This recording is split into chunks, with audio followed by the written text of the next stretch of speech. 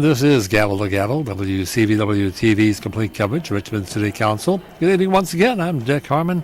Welcome to our first regularly scheduled meeting of May 13th, 2013. The agenda tonight, 10 items on consent, 6 appointments, 2 regular items, total of 18. But as is the case with every meeting we've ever had, there are changes. So let's go through the agenda right now and take a look at what is and what isn't going to be happening tonight. Starting off with item number 1, Ordinance 2013-10. This is adopting personnel rules for classified service for the classified employees of the city. This will be amended tonight and then continued until our next meeting, which will be Tuesday, May 28th. And I want to emphasize that again, our next regularly scheduled meeting, Tuesday, May 28th. That's because 2 weeks from tonight, May 27th, is Memorial Day. So they will not be meeting that night. They'll meet on a Tuesday, as will happen every so often on their schedule. So next meeting, Tuesday, May 28th, and that paper will be heard then. Item 2, Ordinance 2013-22. And this one provides that revenues from the sale, lease, or other use of former school properties be set aside for the construction of new public school facilities or for the capital repair or renovation of existing active school properties. That was amended at our last meeting, and that will be voted on tonight on the consent agenda. Item 3, Ordinance 2013-80. Special use at 2501 Monument Avenue for the purpose of a museum for architectural design, etc. That one's being continued till May 28th. Item 4, this is Ordinance 2013-87. And this is a special use at 3408 and 3412 West Moore Street. And this is to permit multifamily dwellings containing a total of up to 94 dwelling units upon certain terms and conditions. This will be moved to the regular agenda, and there's going to be an amendment, and that will probably, we'll get to that one a little bit later on, but it will be moved to the regular agenda.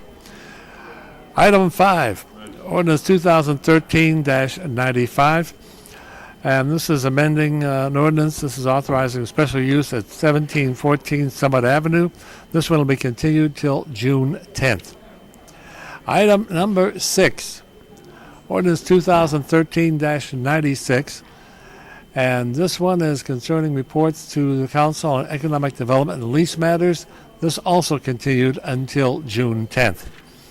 Item 7, Ordinance 2013-97, and this is adding a new section concerning reports to Council on temporary assignments of employees for the purpose of requiring certain activity reports with regard to temporary assignments. This one's continued till our next meeting on May 28th. Item 8, Ordinance 2013-98, and this one is being withdrawn. That was establishing a permit process for valet parking on public streets. This paper has been withdrawn. Item number 9, Resolution 2013-R105, and this is for the purpose of appointing a council member to serve on the Sister Cities Commission, and removing the council member serving as an alternate on the board of the Richmond Area Metropolitan Planning Organization. This one is going to be approved with amendment. Item number 10, Resolution 2013-R115, and this is to approve in accordance the written program outline and budget with projected outcomes for the Math Teacher Academy program, a copy of which is attached, and to authorize the expenditure of $585,000 from the Innovation and Excellence in Education Special Fund to Richmond Public Schools Education Foundation. That will stay on consent agenda. Now, appointments, reappointments. And these are all appointments tonight, so these members need to be here. Item number 11. This appoints Lana Pennington, member of the Career and Technical Education Commission. That paper is being withdrawn. Item 12. Appointing Chris Arras as a member of the Urban Design Committee. And this one stays on consent, as does number 13, appointing Claire Cottrell, member of the Richmond Behavioral Health Authority. And number 14, appointing Zach Isbell, a member of the Clean City Commission. Those will all stay on the consent agenda. Item 15, appointing Walter John Kucharski, member of the Audit Committee, has been withdrawn. Item number 16, appointing Abby Zwicky as an alternate member of the Richmond Area Metropolitan Planning Organization. That one's being continued till our next meeting on May 28th. Now, on the regular agenda, 2 items. Ordinance number 2012-29. This is the special use at 122 Tempsford Lane. That's being continued till June 10th. And item 18, and that is resolution 2013-R47. This is reversing the decision of the Commission of Architectural Review.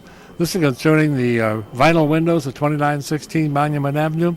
It's been continued again, this time till June 10th. So, where do we stand tonight? Okay, 10 items on the consent agenda. We have 1 being amended and continued, 4 being continued, 1 withdrawn, 1 moved to regular, so we now have just 3 items on the consent agenda. We had 6 appointments, 2 of them withdrawn, so we're down to 4 appointments. Regular agenda, well, we had 2 items. Those 2 were continued, but we have 1 moved from consent, so we have 1 item on the regular agenda. Now, we have 4 expedited consideration papers tonight. 3 are appointments.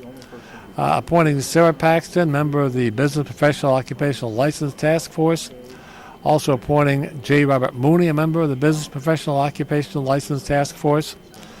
Then we have 1 that would be appointing Hope Elliott, a council liaison, and that one shall not be effective until the appointment has satisfied all pre-hiring requirements for the position.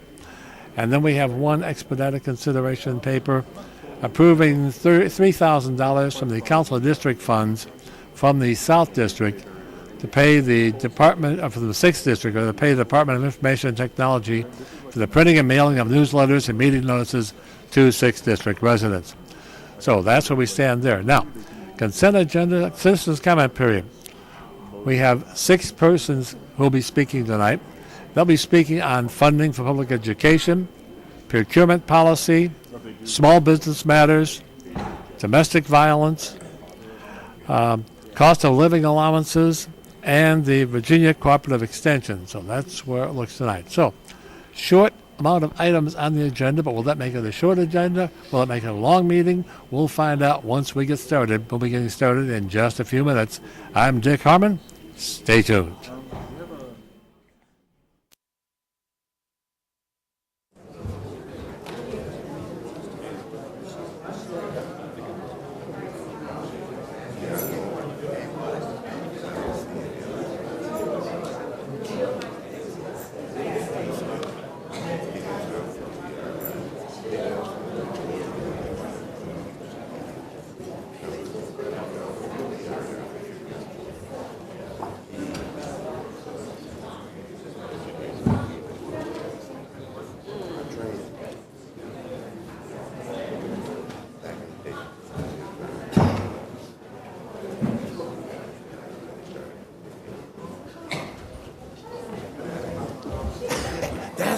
Oh man, how you doing, man? How you been, man? Doing pretty good. Yeah, you look great, look good, look the same. Yeah, hey man, older man. Not too much. Rare. Just how you been? I'm doing wonderful. Okay. I got to catch up with you. We got a lot of catching up with.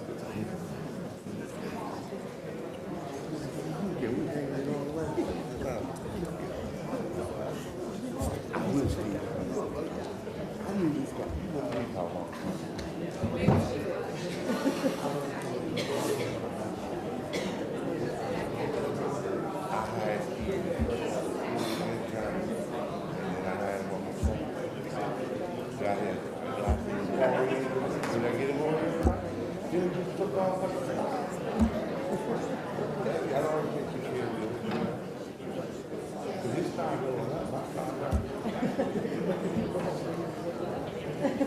I'll go hold you to that.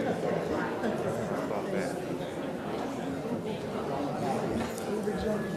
I'm here to talk to the older American. I'm working parking scenes in that get on that board. So the executive director will be That's great. You like it all right? Oh, you got it. Okay. That's right. Oh, I love it. This stage, you know? Oh, it's okay. I'll probably see the DNA. I see the DBT DNA in there. So awesome. I be getting my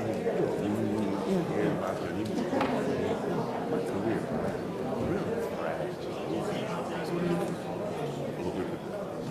It's crazy. Working part-time. Yeah. Trying to sort my life out. I couldn't get back in. You know when the economy now. Yeah. First it goes. I was in the government. I got recruited out there.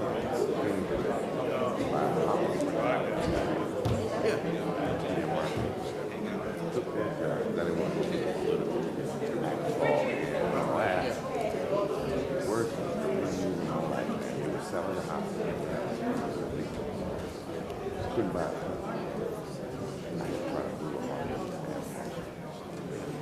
I was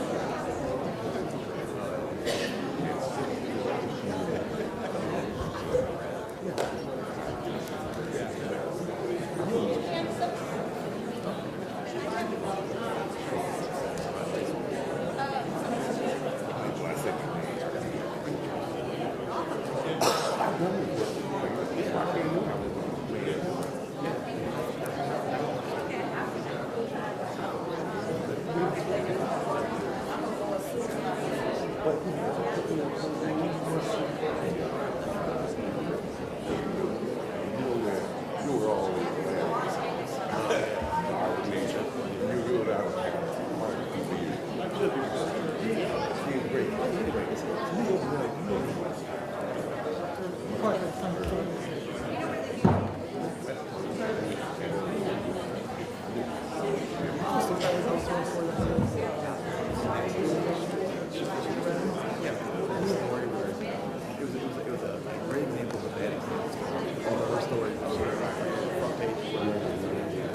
a hard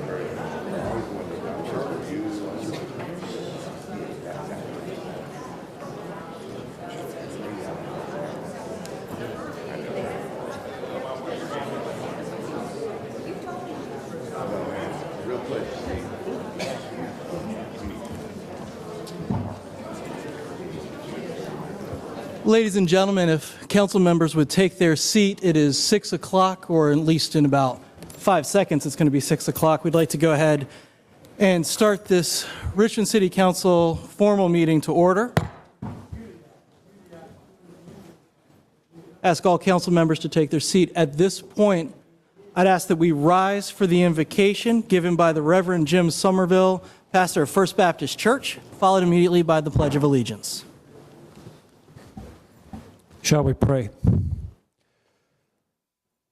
Lord, you know that the members and friends of First Baptist Church are on a mission to bring the kingdom of heaven to Richmond, Virginia. I don't have to tell you that. But I pray that the City Council might join us on that mission, and that as they deliberate and decide, they would consider how their actions might be good news for the poor, how they might set the captives free, how they might open the eyes of the blind and set at liberty those who are oppressed. In other words, how through their deliberations and decisions, your kingdom might come and your will be done in Richmond as it is in heaven. Amen.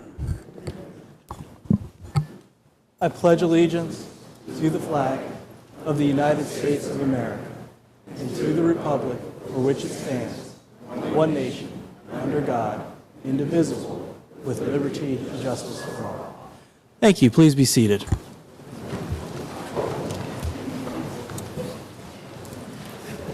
Madam Clerk, if you would please read the Chamber Emergency Evacuation Plan announcement and the Citizen Speaker Guidelines.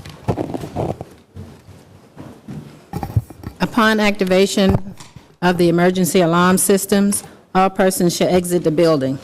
Please use the exit to the left and right front of the council chamber or the east or west stairwell outside the rear doors of the chamber. Do not use elevators or escalators.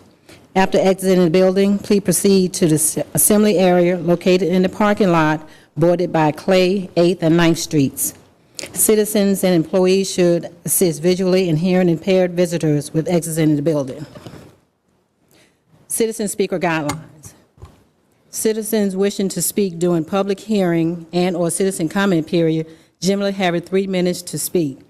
Persons appear before council are not allowed to campaign for public office, promote private business ventures, use language of a personal nature which insults or demean any person, including comments directed at public official or staff members that are not related to their official duties, or address questions staff members directly.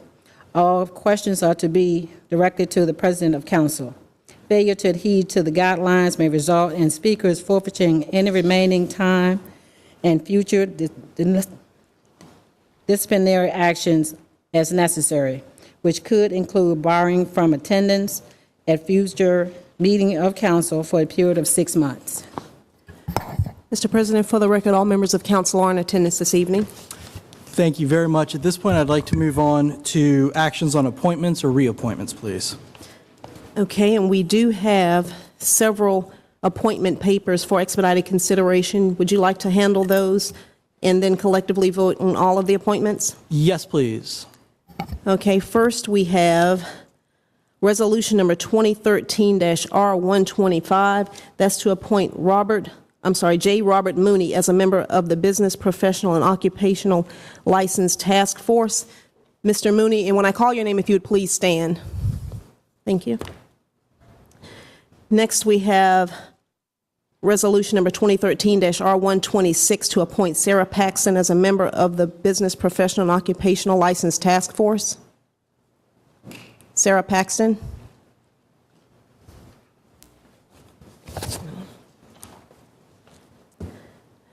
Next, we have resolution number 2013-R24 to appoint Hope M. Elliott to the position of council liaison.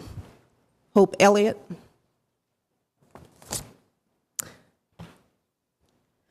Those are all of the papers that I have for expedited consideration, Mr. President. I will need to have a motion for expedited consideration of those papers as presented, with the exception of resolution 2013-R26 and resolution 2013-R124 to appoint Ms. Elliott to the, I'm sorry, hold for 1 second.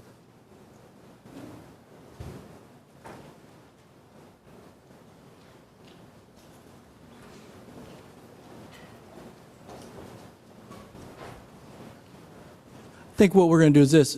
Ms. Elliott, if you're in the audience, would you please stand? Ms. Paxton, if you're in the audience, would you please stand? Ms. Paxton, thank you very much for being here. We appreciate it. All right, what we'll do then, Ms. Robertson, is we're going to hold off on the appointment of Ms. Elliott. If she comes in, we will revisit this. If she does not, we can take care of it either at one of our special meetings or the May 28th meeting. Mr. President, Mr. Hilbert. thank you. Point of order. This happened to me when I was first came on to council in 2005, where the liaison that was going to be appointed to my district was not here. The clerk actually, at that time, researched the records, and liaisons are not required to be present versus other appointments to boards and commissions. And I would, we can certainly delay this, but unless we change the rules between 2005 and now, that's not technically necessary. Thank you, Mr. Hilbert. Although we have changed some rules, we have not changed that one. You're absolutely right, and you're very kind. Bring it to our attention. We appreciate it. It's what it means to have institutional knowledge on council. We're glad to have you here. So we can go forward with all of them. Yes. I'll need a motion for expedited consideration for those papers as presented. Mr. Beliles, will you make that motion? Council is voting on Councilman Beliles' motion for expedited consideration of the appointment papers as read. Mr. Beliles? Ms. Graziano? Aye. Ms. Mosby? Aye. Vice President Robertson? Aye. Mr. Agelasto? Aye. Mr. Hilbert? Aye. Ms. Trammell? Aye. Ms. Newbill? Aye. President Samuels? Aye. Those papers are before you. In addition, we also have on tonight's agenda item number 12 to appoint Chris Arias as a member of the Urban Design Committee. And when I call your name, please stand. Thank you. Item number 13 is to appoint Claire S. Cottrell as a member of the Richmond Behavioral Health Authority. Item 14, Resolution 2013-R112 to appoint Zachary Isabel as a member of the Clean City Commission. And those are all of the appointment papers that I have for consideration this evening, Mr. President. Thank you very much. For all those who are willing to volunteer to serve our city, we greatly appreciate it. After the vote is taken, if you would be so kind as to meet with the lady in the green sweater in the back, she will take you into the clerk's office in order to administer the oath for you. Thank you again for your willingness to serve. Are there those tonight that wish to speak in opposition to any of these appointments? Are there those who wish to speak in support of any of these appointments? Seeing none, we'll bring it back to council for any discussion. Seeing none, we will take the vote, please. Council is voting on tonight's appointment papers as presented. Mr. Beliles? Ms. Graziano? Aye. Ms. Mosby? Aye. Vice President Robertson? Aye. Mr. Agelasto? Aye. Mr. Hilbert? Aye. Ms. Trammell? Aye. Ms. Newbill? Aye. President Samuels? Aye. Those papers have been adopted. Thank you, and thank you all again for your willingness to serve. At this point, I believe the next step would be to go on to awards and presentations. Yes, the first recognition being presented by President Samuels recognizes May 18th through the 24th as Richmond Safe Boating Week. Present to receive the recognition is David Paxton and other members of the United States Coast Guard Auxiliary Flotilla 31. The honorable members of Richmond City Council and the honorable mayor of Richmond hereby unite to celebrate the warm weather months and the many opportunities for safely enjoying the bounty of nature's abundant rivers, lakes, and oceans.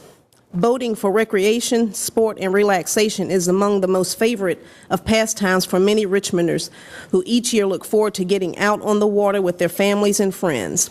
Each year, the number of water activities and enthusiasts grow, as does the number of types of motorized and self-propelled watercrafts that are available and being used on the water.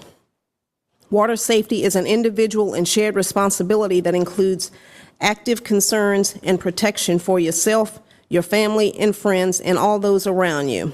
In support of National Safety Boating Week and in order to promote safe boating practices, boating safety education, and to increase awareness for the need of responsible watercraft usage, Richmond City Council and Mayor Dwight C. Jones hereby proclaim the week of May 18th through the 24th, 2013 to be Richmond Safe Boating Week and call this observance to the attention of all of our residents.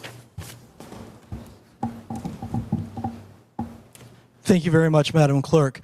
You know, it's amazing. I went to an event the other day where they were giving a presentation on what causes young people to move to a city or to a location. And more than almost any other feature was easy access to water. And with the James River running through our cities, we are blessed to have a wonderful local waterway that connects not just upstream into the mountains, but all the way into the Atlantic Ocean. And with that, however, I was also reminded last week that we're having some rising tides right now. Some flooding upstream is now coming into our area, and the river can be a very dangerous as well as a very fun place. And I want to applaud these officers in the Coast Guard for bringing forward to us this recommendation to present this award. It's timely and appropriate. You know, this award used to occur, this Safety Boating Week used to occur the 7 days before the 4th of July, but was moved to Memorial Day, which when you think about it, makes a whole lot of sense. So gentlemen, on behalf of City Council and on behalf of the city's mayor, we thank you for all the work that you do and for the recognition of Safe Boating Week. Thank you all very much.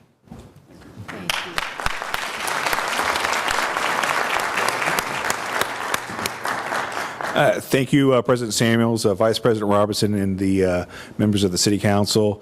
We're very happy to receive this award, and we'd like to invite everyone in Richmond to attend a free boating safety class and to also remember to wear your life jackets when you're underway. Thank you very much.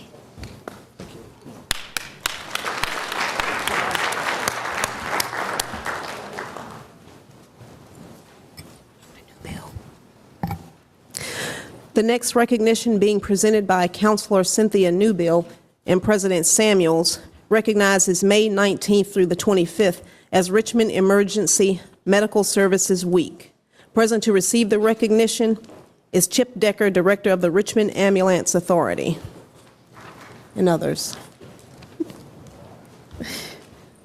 The honorable members of Richmond City Council and the Honorable Mayor of Richmond hereby unite to declare that emergency medical services are vital to the continued health and safety of Richmond residents and to those visiting our beautiful and historic city. Access to quality emergency medical services saves lives by significantly increasing survival and recovery rates of those who experience sudden illness or injury. Richmonders provide emergency medical services in our city through the Richmond Department of Fire and Emergency Services and the Richmond Ambulance Authority. Richmond is proud of its emergency medical services professionals who provide life-saving care 24 hours a day, 7 days a week. Virginia has a long and proud history of leadership and commitment to emergency medical services that include our nation's first independent volunteer rescue squad being founded in Roanoke, Virginia in 1928, which was the precursor for our model emergency medical system that now includes more than 750,000 pre-hospital emergency medical service workers in the United States of America. In recognition and support of Emergency Medical Services Week, Richmond City Council and the Mayor Dwight C. Jones hereby proclaim the third full week of May 2013 as Richmond Emergency Medical Services Week in appreciation of all Richmond Emergency Medical Services personnel, and thank them for helping to make our city an even better, safer, and healthier place. Thank you, Madam Clerk. Mr. Decker and all RAA staff, it is my pleasure and honor to offer our sincere thanks and appreciation on behalf of this body, Richmond City Council, the mayor, and the citizens of the city of Richmond for all that you do on a daily basis to save lives in our city. And I think that for sure, I know for sure many more lives would be lost if not for the extraordinary work that you do that is recognized nationally as well as globally. Mr. Decker, is that accurate? That's accurate. To save lives. And I think we're all keenly aware with recent tragic events throughout our country of the important role that you play on a daily basis, which is not to be underestimated, nor do we take it for granted. But we sincerely thank you for all that you do to ensure that we are safe in our city, and when we do have some incident, that we safely arrive at that appointed place, which you're working on us diligently to survive that transport and to really be successful in terms of hospitalization and hopefully successful release. So, Mr. Decker and staff, again, we say thank you. You know, the Richmond Ambulance Authority is one of those groups of folk that when you need them, the only people you want to see is RAA. but you never want to need to see them. And we're thrilled that you all have been internationally recognized for the work that you do. For all those that have ever needed your services, thank you so much. And on behalf of City Council, thank you very much again. And on behalf of Mayor Jones, thank each and every one of you for all the work you do. We know it often requires you to go beyond the call of duty. It is appreciated, and as Mr. Samuels said, we don't want you to show up at our house, but when we need you to, we're glad you come. So thank you very much.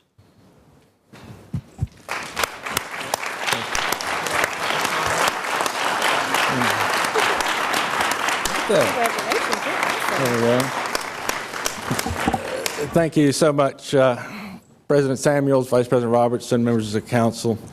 My name is Chip Decker. I'm CEO of Richmond Ambulance Authority, and I'd like to thank you for this proclamation recognizing EMS Week.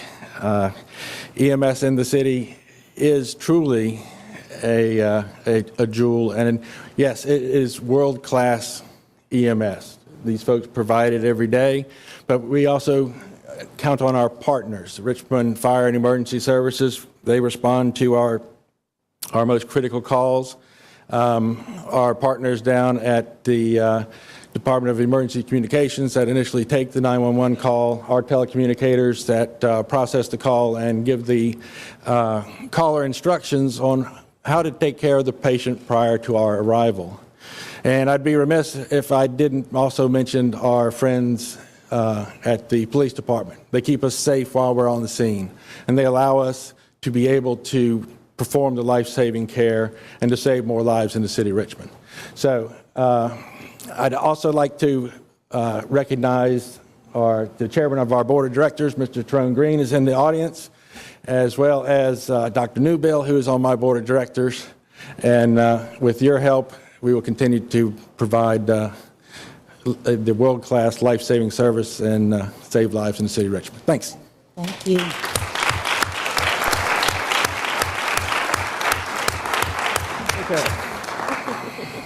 Thanks, Chip. Thanks, Charles.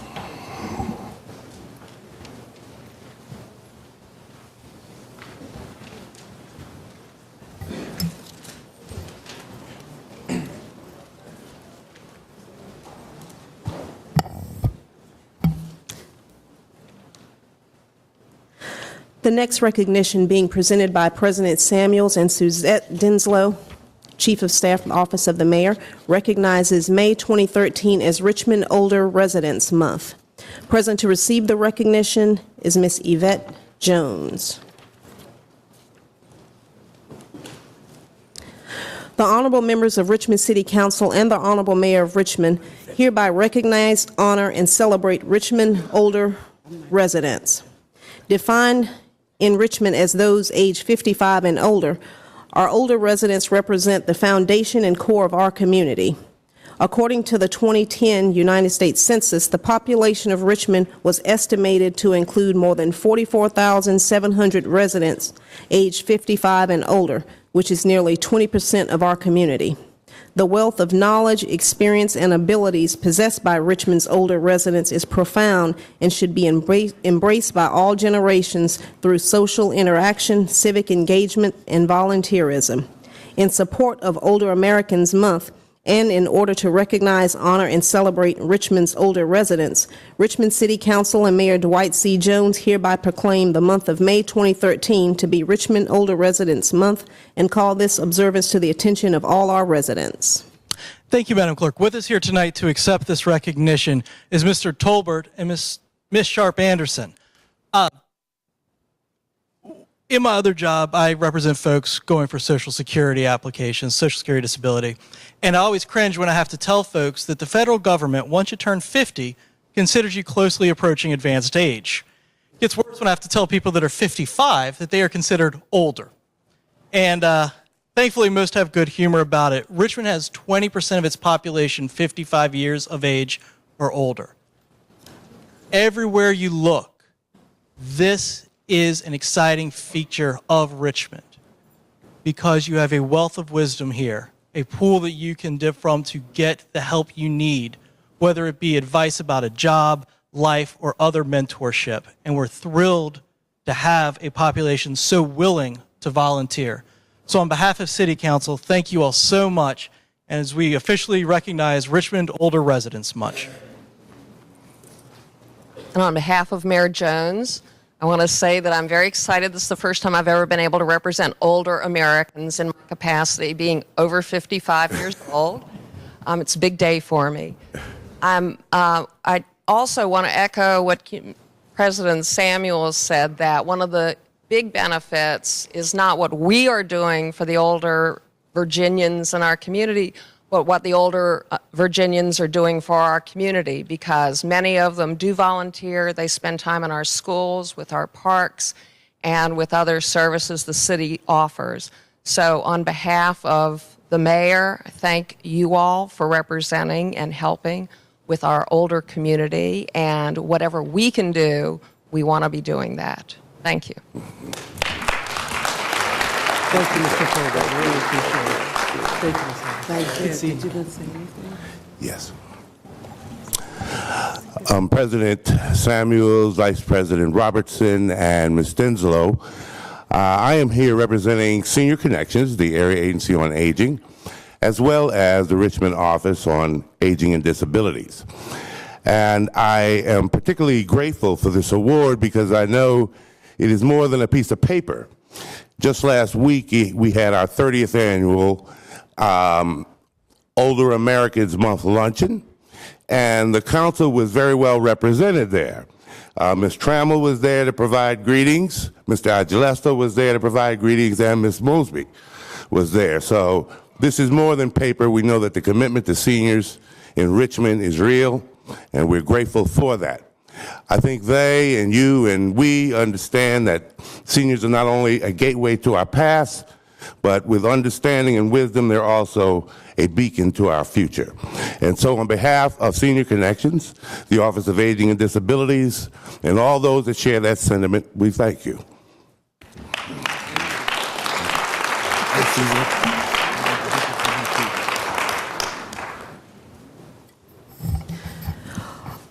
Our next award, being presented by President Samuels and Ms. Suzette Denslow, recognizes the life and works of the late Louis H. Draper. Present to receive the recognition is Nell Draper Winston, Louis Draper's sister. The honorable members of Richmond City Council and the honorable mayor of Richmond hereby remember Mr. Louis H. Draper and honor and celebrate his life and works as an eminent photographer. Born in Richmond, Mr. Draper was an internationally known and renowned photographic artist, photojournalist, educator, and documentarian. Mr. Draper earned his Bachelor's of Arts degree from Thomas Edison College and his Master's of Fine Arts in Photography degree from the New York University Institute of Film and Television. During his career, Mr. Draper worked as an important and notable worked for such important and notable publications as Essence, Camera Magazine, and Black Photographers Annual. His work included photographing celebrities such as Langston Hughes, Fannie Lou Hamer, Miles Davis, Michael Jackson, Jackie Onassis, Catherine Dunham, and Malcolm X. Dedicated to sharing his knowledge and teaching others the art of photography, Mr. Draper served as an educator in the New York and New Jersey public school systems and served as the head of the Mercer Community College Department of Photography from 1982 to 2002. Upcoming exhibits of Mr. Draper's photographic work include those being at the Virginia Museum of Fine Arts in 2014 and the Smithsonian African American Cultural Museum in 2015. Richmond City Council and Mayor Dwight C. Jones hereby recognize, honor, and celebrate the life and works of Richmond native and eminent photographer, Mr. Louis H. Draper, and brings this to the attention of all of our residents that they may join in the commemorating his legacy. Thank you, Madam Clerk. You know, I was trying to think about what to say tonight that would appropriately honor Mr. Draper, and I thought, you know, born in 1935 in Richmond, internationally renowned, toured the world taking photographs. I wish I knew what he had seen. And I realized in 2014 I can go to the VMFA and see what he saw through his photography. I can go to the Smithsonian and see what he saw through the lens of his camera. And it's incredible to me when you hear about illustrious lives like Mr. Draper's, who have risen up in the 30s in Richmond to international acclaim. We are proud that he hailed from the city of Richmond. We thank his family for the work that he did bringing knowledge through camera to the masses. Thank you very much. Thank you.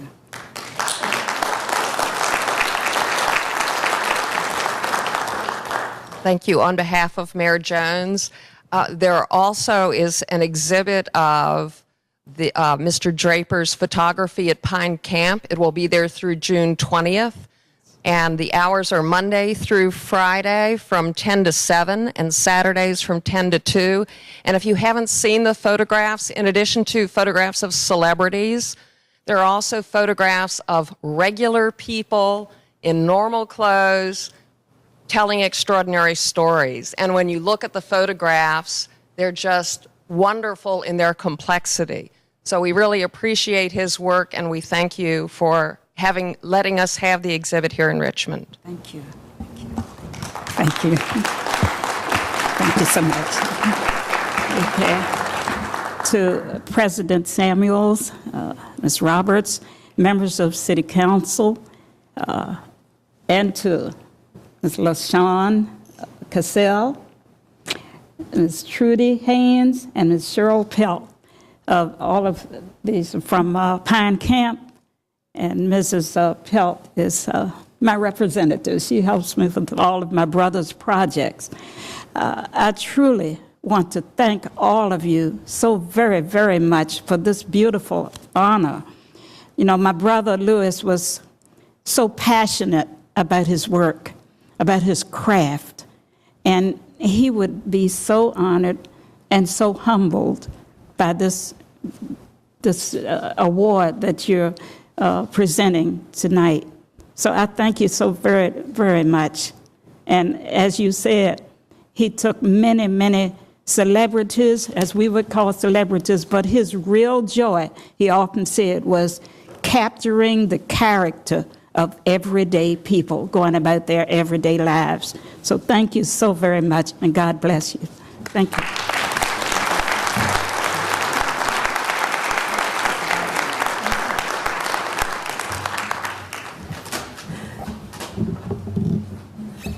Those are all of the awards and recognitions for this evening.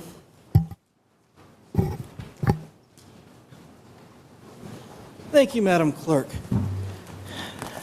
At this point, I'd like to do the agenda review and any amendments that are necessary, please.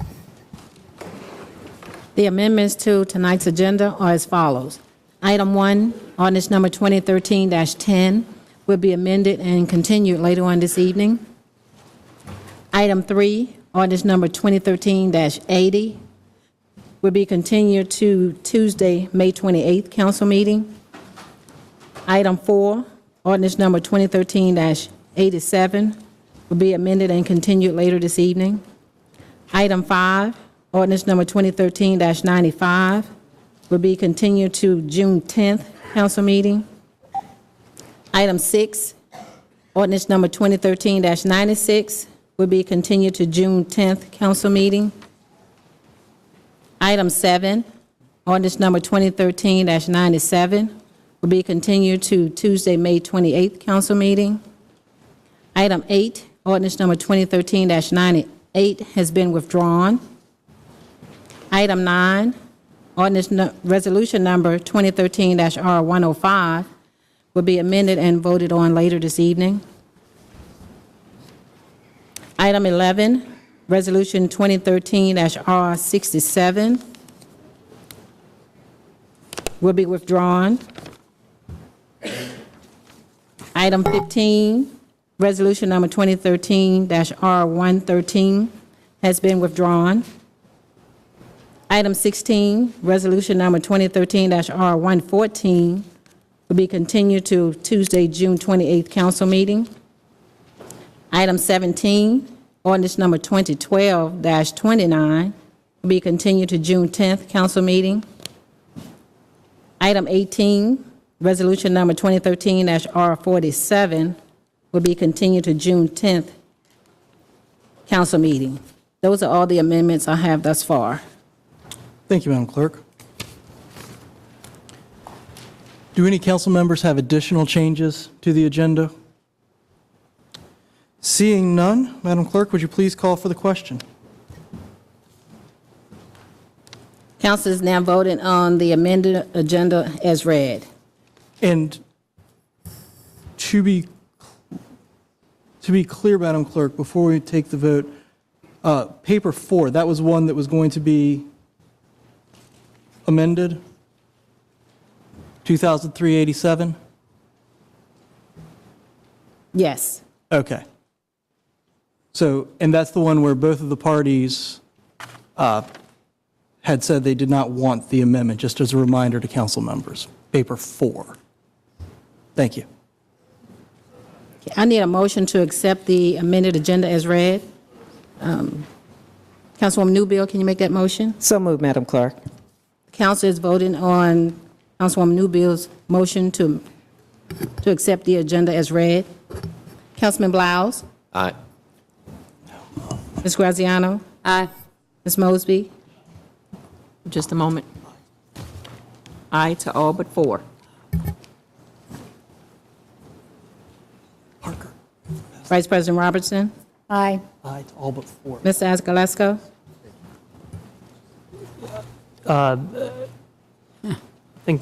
Point of order, Madam Clerk. Point I of just order. want to. There's a confusion on the floor. Yeah, point of order, Madam Clerk. I just want to confirm, council members understand, no one involved in paper 4 wants this amendment. So when you vote, please understand that an aye vote blanket accepts the amendment no one wants.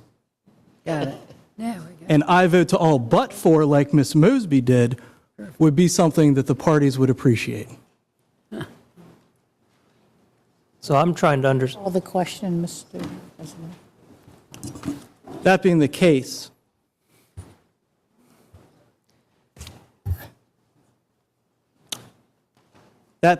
I believe what we need to do is to have a motion made to either reconsider the question, if parliamentary that's acceptable. Mr. President, I don't know that we've completed a vote yet, so I don't know that we can. Okay, if that's the case. Now I'll stop talking. I'll withdraw my question. We've got 3 that have said aye in totality, just as a reminder to council members. Mr. President, may I ask the attorney something? Is Yes. it possible, Mr. Attorney, to change your vote? Before the vote has closed, yes, ma'am. Thank you. Madam Clerk, I'd like to change my vote to aye except for number 4. Madam Clerk, I'd like to do the same. Likewise, Madam Clerk.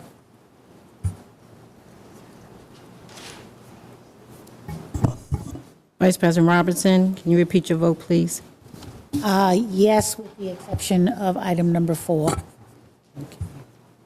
Mr. Acalesto?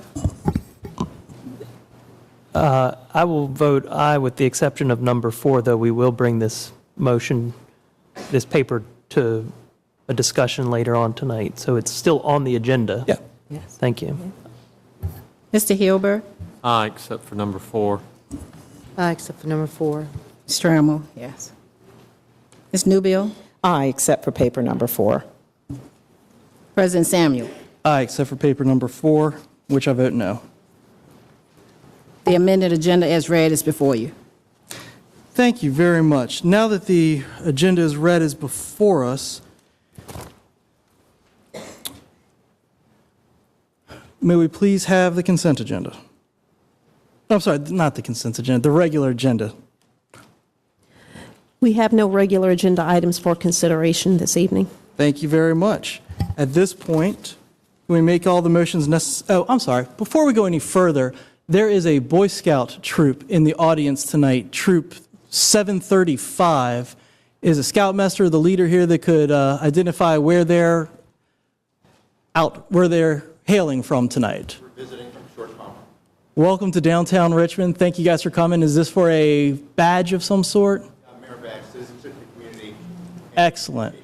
Well, I hope that you guys will find it as exciting as we do to be down here tonight. Thank you very much. Now, may we please have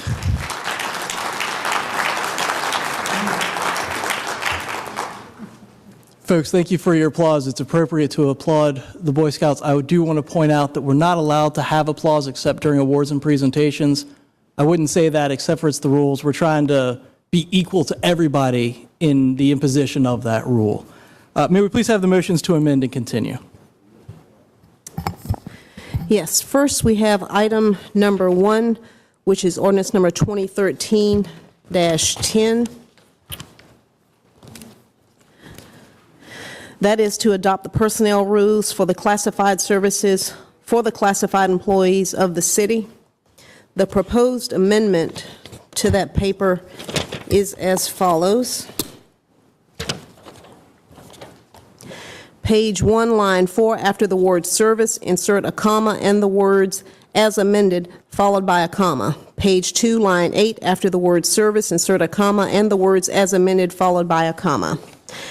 I will need a motion to accept the amendment as presented and to continue that paper to the Tuesday, May the 28th meeting. Councilman Hilbert, will you make that motion? So moved, Madam Clerk.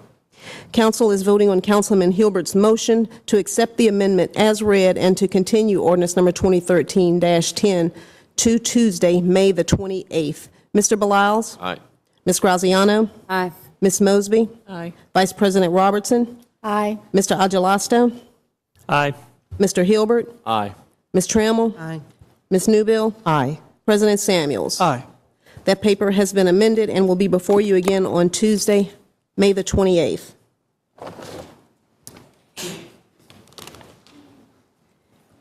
Next, we have item number 4, which is ordinance number 2013-87.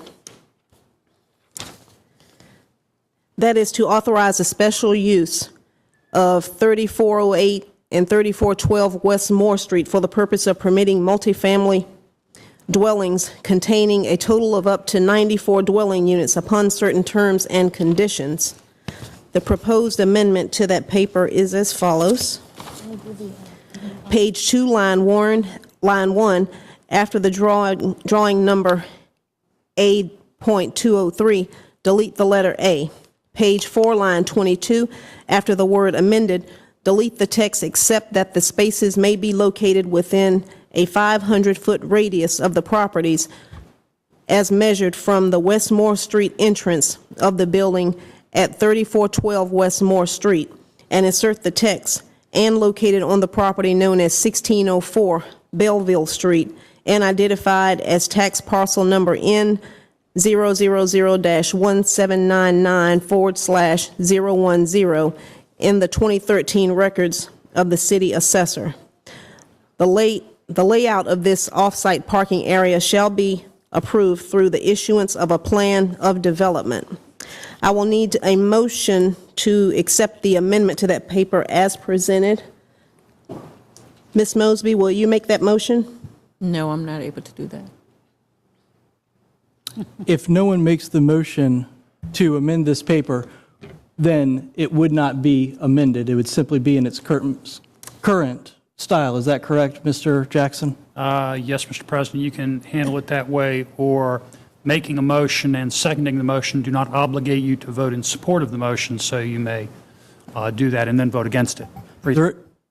Is there anyone that wishes to make the motion?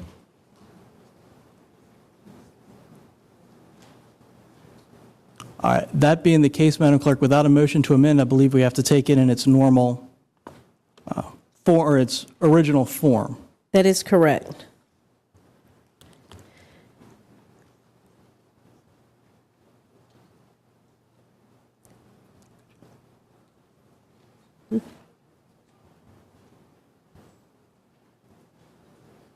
And that being the case, is the paper then before us?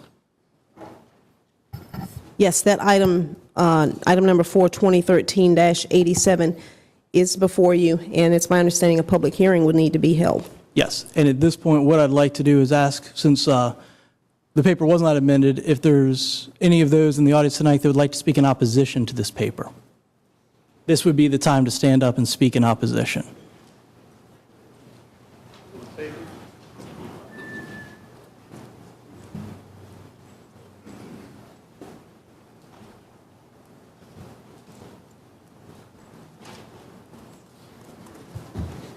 Is it possible to get these passed out, please?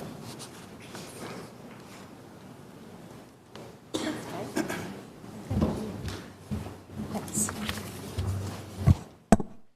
Mr. President, members of council, my name is Diane Linderman, and I'm an engineer with VHB here in Richmond. We were asked by Dory Foods to review the impact of the traffic generated by the proposed residential land use. And I think you've all received a copy of our traffic report.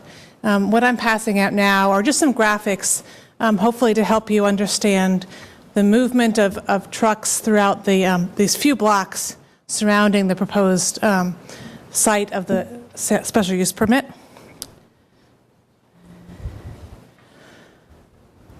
What we've tried to do is graphically represent the concerns that we have are certainly about the number of trucks and the introduction of new users into the area, and the safety of those, both the truck drivers and as well as the new residents who'll be driving, who'll be walking, who'll be biking through the area.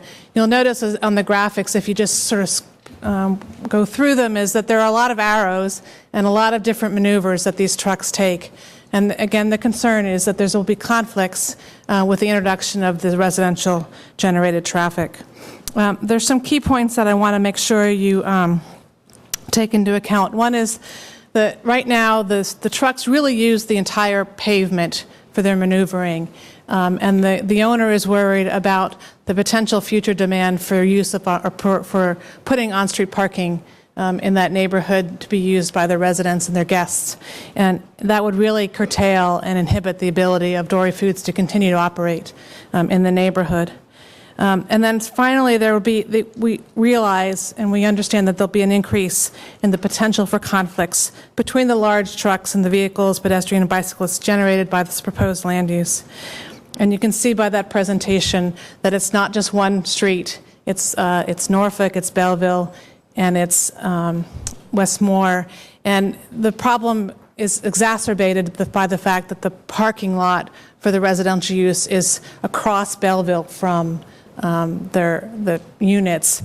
So the folks will be crossing that road throughout the day and the night. The operation of Dory Foods runs from 3 a.m. in the morning till 11 o'clock at night. So this is an all-day operation.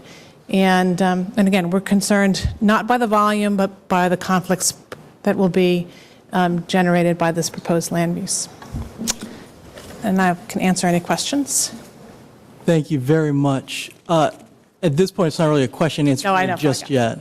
Old habit, sorry. No, no problem at all. Anyone else that wishes to speak in opposition? President Samuels, members of the council, my name is David Redmond. I'm an attorney for Dory Foods, Baum Development Company, the Land Holding Company, and DEB Holdings, and also the Land Holding Company. Dory Foods is the operator at the site. Dory Foods is a national wholesale food distributor.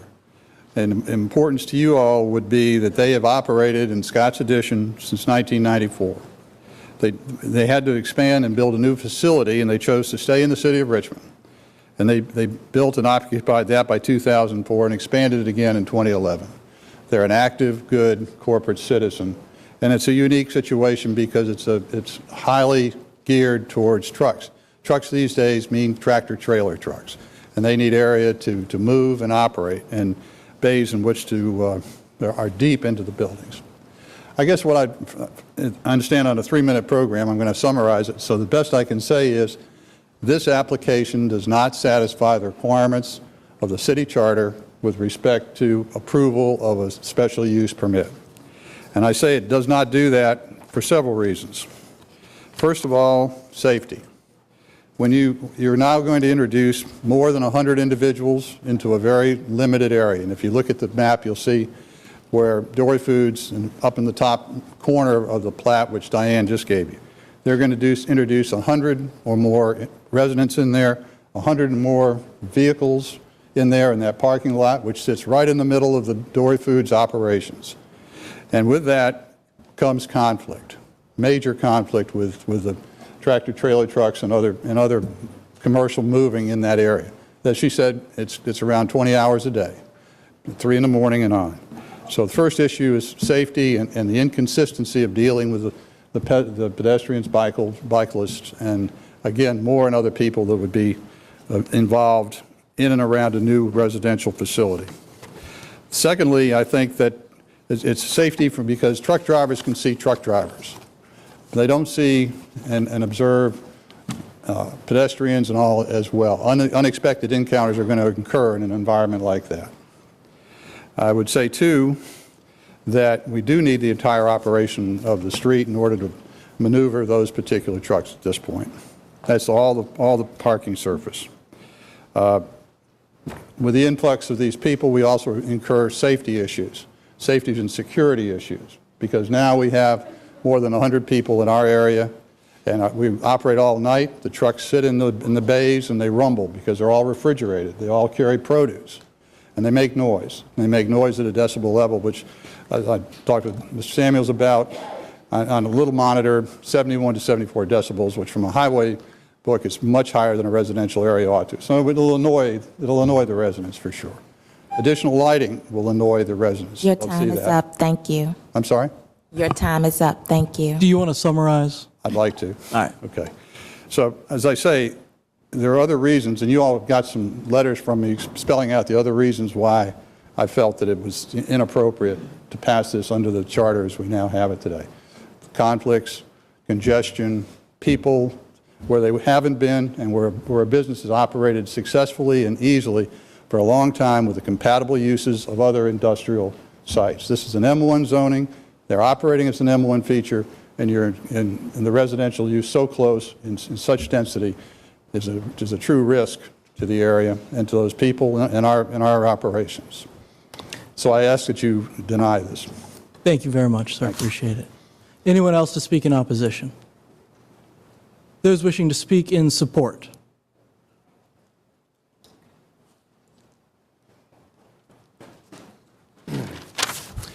Mr. President, members of council, Andy Conlon from Roth Donor. I have with me Jim Edge and Jerry Peters.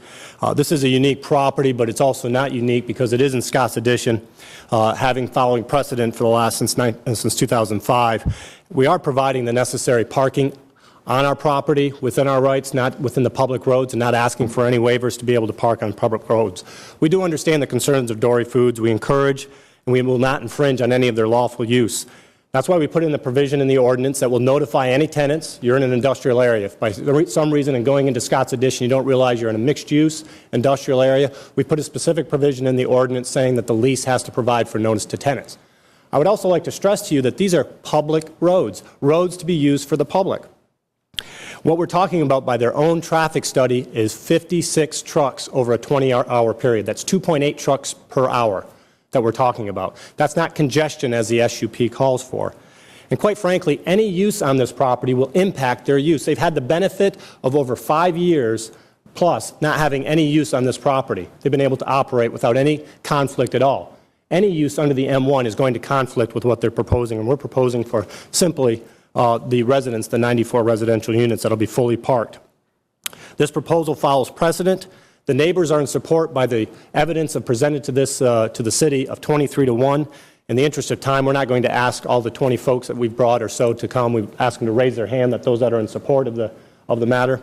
And the reason that they're in support is because they see the investment that makes in the area, an investment that provides for retail, provides for commerce, provides for office, and provides for a true mixed use, and providing for a safer area because there are eyes and activities on the street. That's what more residents bring. It's an urban area and why people want to be here. This project will have little, if any, impact on the surrounding area because we do contain everything within our property boundaries. And we only use the public roads for what they're supposed to be used for. Not private for Dory Foods, but public for public purposes. We have met all jurisdictional prerequisites. We'd ask that you follow the recommendation and approve this SUP in keeping with surrounding businesses and allow them to operate lawfully, but also to allow us to use our property for an obsolete building that no longer is functional. With that, I'll be happy to answer any questions that you have at this time. Thank you. At this point, we're not going to ask questions. We're going to see if there's any other folks willing to speak in favor of this. Now, we saw 20-some-odd people stand up. We don't need all 20-some-odd to come down, but there's one other representative or anything, you're more than welcome to. Mr. President and Council, I'm property owner for a 25,000-foot industrial building that is actually more proximate. I'm sorry to interrupt you. Would you mind saying your name for the record? Yeah, I'm sorry. My name is Burke Turnbull, and I'm a landlord and owner of a 25,000 square foot industrial building that is actually more proximate to this subject property than Dory Foods. And my building currently houses industrial uses. I have a cabinet manufacturer. I have a manufacturer of historic wallpaper. And I have another warehouse space that continuously have industrial deliveries and uses throughout the day. I welcome the mixed-use concept for Scott's Addition. If we were reliant on just heavy industrial use as defined under the M1 zoning, Scott's Addition would be a dying district. As it is, there is mixed use coming into the district, and I think it's all going to be a positive for the tax base. And truly, mixed use. You currently have industrial and office uses in Scott's Addition, and now we've got the introduction of the residential, which will really make it a well-rounded district. So I welcome the proposal. Thank you very much, sir. At this point, I'll bring it back to council for any discussion or questions they may have. Mr. President. Mr. Hilbert. Thank you. Do we know who is financing this development? Mr. Peters, who's financing, or Mr. Conlon, whoever knows, who's financing this, please? This is an application made for HUD financing, and they've gone through and reviewed, including sound studies, and we feel like we're going to be able to get that relatively short order. And a means of capital is not tax credits or maybe historic tax credits, but not other. It's a combination of tax credits and a tax abatement program through the city of Richmond because you're saving in historic buildings, and so we're taking advantage of those to make the numbers work for the revitalization. Part of that will include sustainable features that include 1,200 solar panels, skylights, an upgraded HVAC system that'll be able to provide for two-thirds of what save two-thirds of the environmental cost. But again, that's restoring historic buildings, and that's been gone through the phase 2. Mr. Conlon, I'm sorry to interrupt. I think Mr. Hilbert wants to know, is the VHDA involved in this? Oh, I apologize. No. Is that fair, Mr. Hilbert? No, they're not involved. It'd only be HUD. Thank you, Mr. President. Thank you, Mr. Conlon. Any other comments or questions, Mr. Agelasto? Thank you, Council President. We had an amendment here that we've decided not to include, and that was to tie the parking specifically to the property. And by not specifically tying this parking to the development, are you in fact meeting the requirement? How is the requirement for the one-for-one parking being accommodated if the parking is detached from the special use permit? Sure. The amendment actually proposed having the specific plan that we put in on that property, and instead, by not having the amendment, we go back to what was originally proposed, which was requiring 12 spaces on site and at least one space per dwelling unit, which is a 94 spaces, within 500 feet. So we have to provide it somewhere. We just happen to own that particular property. So we have to provide 1 per 1 plus 12 within 500 feet of our location. So that's what the ordinance currently reads, is to have that 1 per 1 within the 500 feet. So the parking then on Belleville Street is in fact encumbered on this project, regardless of whether it's specifically spelled out in the ordinance? Unless we can find another location within 500 feet. But right now, that Belleville location is within 500 feet and will provide one space per dwelling unit and more, quite frankly. And then, Council President, I think I have a question that maybe there's a representative from planning who could answer it, which is this whole notion of mixed use. Ms. Markham, Mr. Olinger, or Mr. Eblinger, whoever's here from planning, please come on down. As we talk about Scott's Addition, which has been an industrial use for the city, and we see more and more residential coming into this area, what is the percentages of mixed use at this stage? At what point are we seeing more residential than we are seeing industrial use? And is that, even though it's in conflict with the existing master plan, is that something, in fact, that Planning and Development Review would recommend us to continue pursuing more residential in this mixed-use environment? Council members, Mark Olinger, Planning and Development Review, I think those are all great questions. I don't have an exact percentage for you right now, and I was off Monday recovering from appendicitis, so I don't know if there was any discussion about that at Planning Commission, but I think your question is well taken, which is, what is the appropriate mixed-use mix in an area that was formerly M1? That does concern us, I think, in some respects. That is, and again, I think one of the challenges we have is what constitutes manufacturing. So let's assume it's employment center as much as it is manufacturing use. We are losing acreage to that in some parts of this city, and I think as we made our budget request for an update of the master plan, I think we really need to take a look at where we're losing that and what opportunities that either presents for future growth elsewhere, or the challenges we're going to have about losing these opportunities for economic development somewhere else in the city. I think Scott's Addition, it does have a bit of a residential component there historically. We have approved these things in the past with SUPs, but I think as we continue to see more buildings transition to residential uses that were once non-residential uses, I think we need to spend a little time thinking about what that means to us as it relates to future economic development activities in the city. Thank you. At this point, I will tell you, this is my district. I have met with both those in favor and in opposition. I've talked at length with Scott's Addition Business Association about this.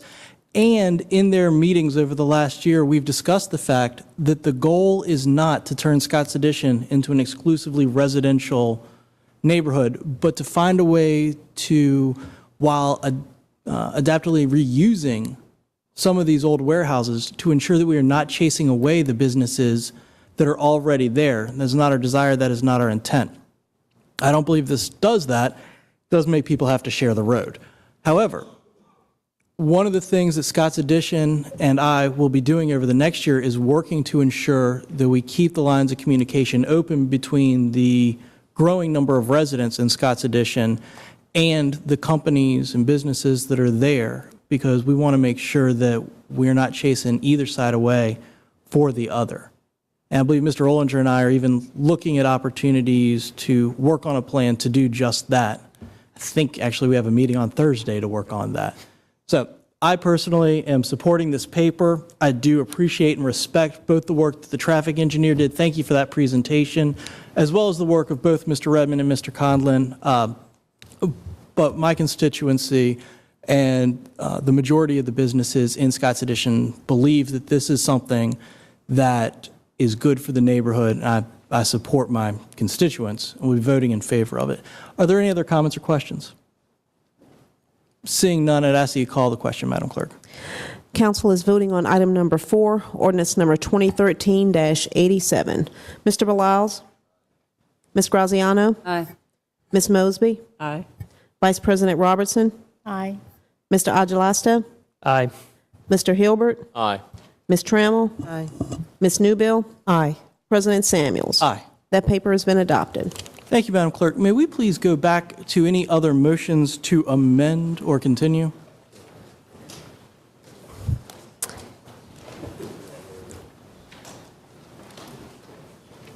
Are you speaking of item number 9, motion to amend and vote? Yes, I believe so. Okay.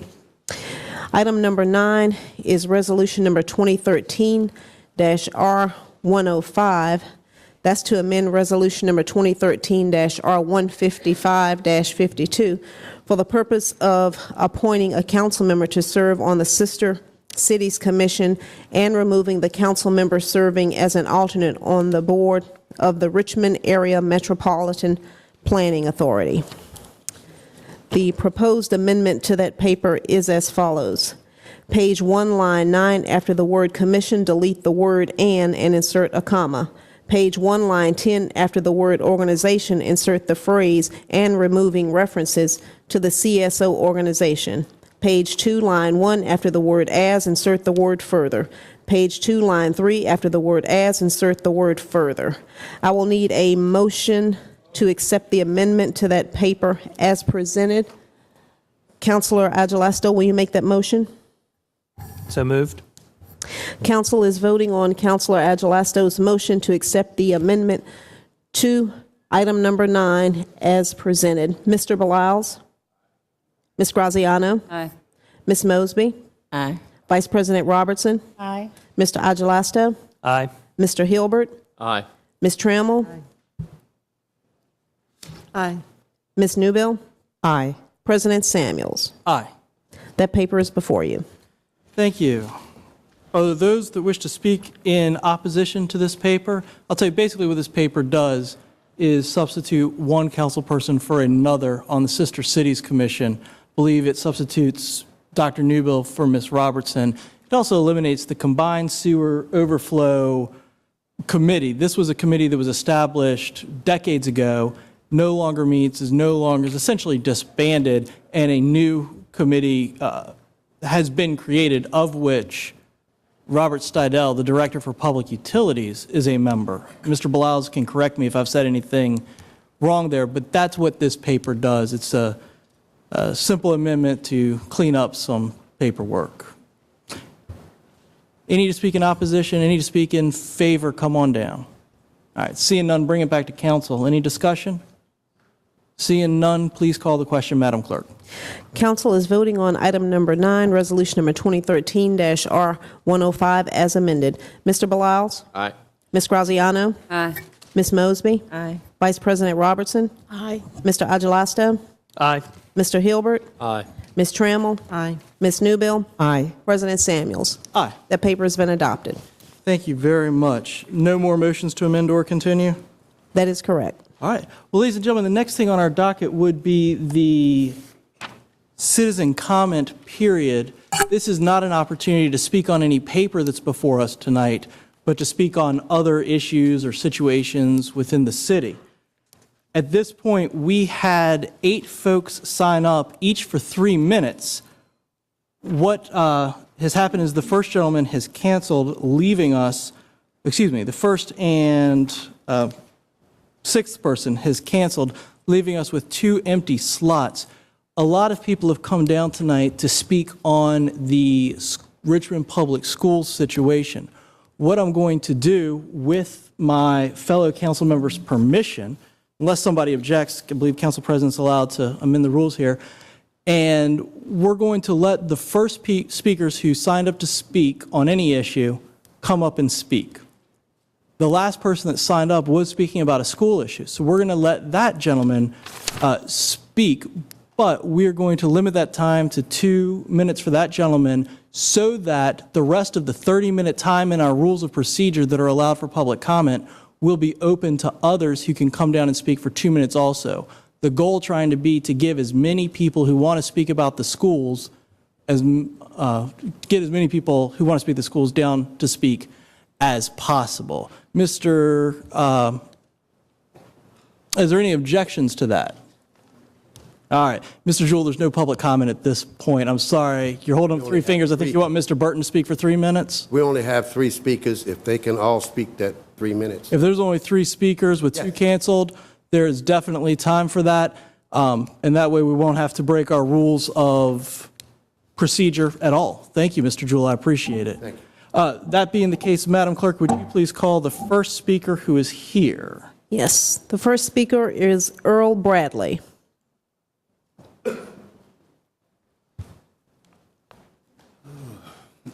Good afternoon.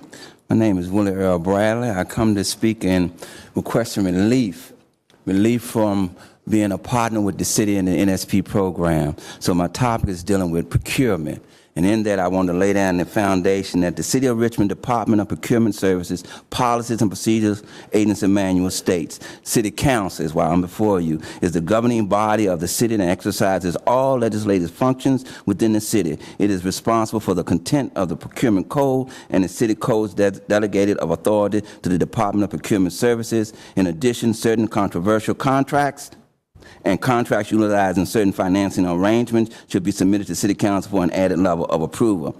Even though the City Auditor's report 2013, his audit report established that the management responsibility of the city is responsible for ensuring that resources are managed properly and used in compliance with the laws and regulations. I'm taking you someplace now. He also acknowledged the fact that what the improvements need to be done in reference to procurement. According to government auditing standards, internal control in the broadest sense encompasses the agency's plan, policies, procedures, methods, and process adopted by management to meet its mission, goals, and objectives. Internal control includes the process of planning, organizing, directing, controlling program operations. He also established, based upon the audit test, it was determined that the internal control structure needs improvement. Procurements were processed without supporting documentation, and adequate monitoring for the non-compliance of procurement services is not in place. The point I'm trying to make is that due to the auditor, we're already aware that there's no structure in procurement, my interpretation. The problem with Bradley Development as being a partner, I was approached, solicited to be one of the 6 person to get the rental properties. In the contract, it's stated the city program's management plan, which has been determined to be consistent with the Virginia Department of Housing, is the program that we use.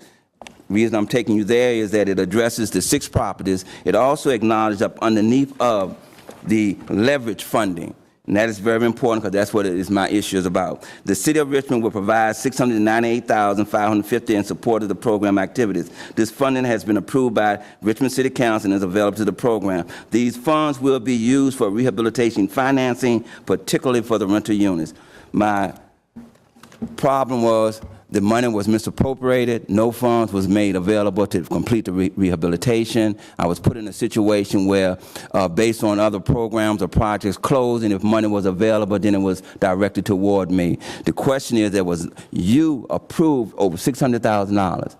Where did that money go? Why was not that money set aside and made according to what it was established to be available? Because at the midpoint when we was told, the last properties that was purchased, at that point all the money was consumed. And I filed my claim, and summation, I filed a court case, which is addressing the suit. And what I'm asking is pertaining to 2.24335 of the Virginia Public Procurement Act and Section 74.66, which states unreasonable delays warrants a relief. And I'm engaging you to look at this, to address this, because my next move is to file my complaint against HUD, Region 3, in reference to noncompliance. And because the City of Richmond City Council is the body, I will be inclusive of you because I feel that you need to be a part and be knowledgeable about your procurement processes that you delegate to DECD, RHA, and various other entities. It's time to summarize, sir. Or it's time to wrap. That's basically my summary. Y'all need to get involved, understand your particular role in this, because you're allowing things to happen discretionarily that the law does not require. Thank you very much. Thank you, Mr. Bradley. Next speaker, Madam Clerk. Tariq Hazim. Mr. Hazim. Next speaker, Madam Clerk. Stacy Squire. Ms. Squire.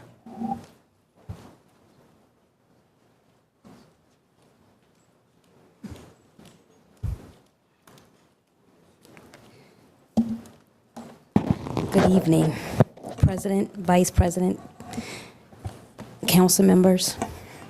My name is Stacy Squire, and I'm here as a voice against domestic violence. Unfortunately, our community, along with the entire nation, are plagued with tragic reality of domestic violence. Domestic violence not only affects personal lives of the abused, but the ripple effect causes damages to family, friends, and community as a whole. On April the 20th of this year, my sister, Christina Squire, was heinously murdered as a tragic victim of domestic violence. Personally, it has devastated our family.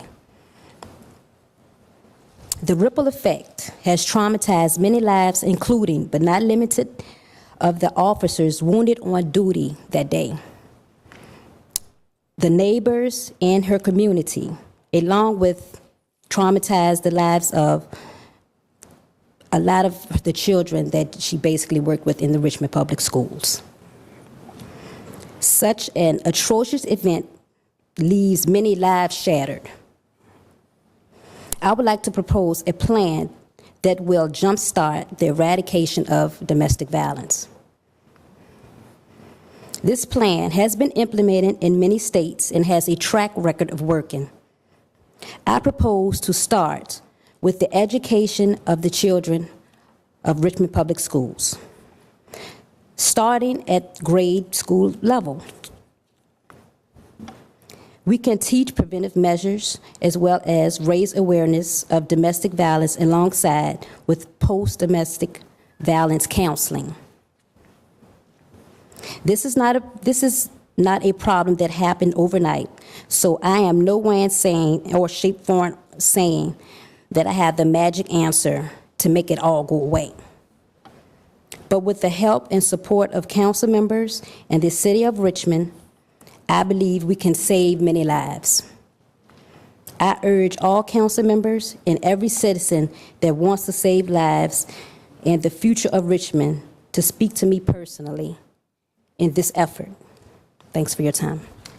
Thank you, Ms. Squire. We appreciate you coming down, and we extend our sympathies to your loss. All right. Thank you so much. Mr. President. Ms. Trammell, usually the public comment period is for the public to comment to us. Is there a question you had, or did you need clarification? Her sister lived in my district, and I just wanted to thank her for coming here tonight to bring this, and also, you know, my prayers, and I know that so many of the neighbors and all that, their prayers went out to her sister, to her family, to her children, and to your loved ones, and also for those 2 police officers that were wounded. But I just wanted to say thank you, and I know that it was a pastor and all of us, we gathered over there and we prayed for the neighbors and for the community and for you and your family and your sister.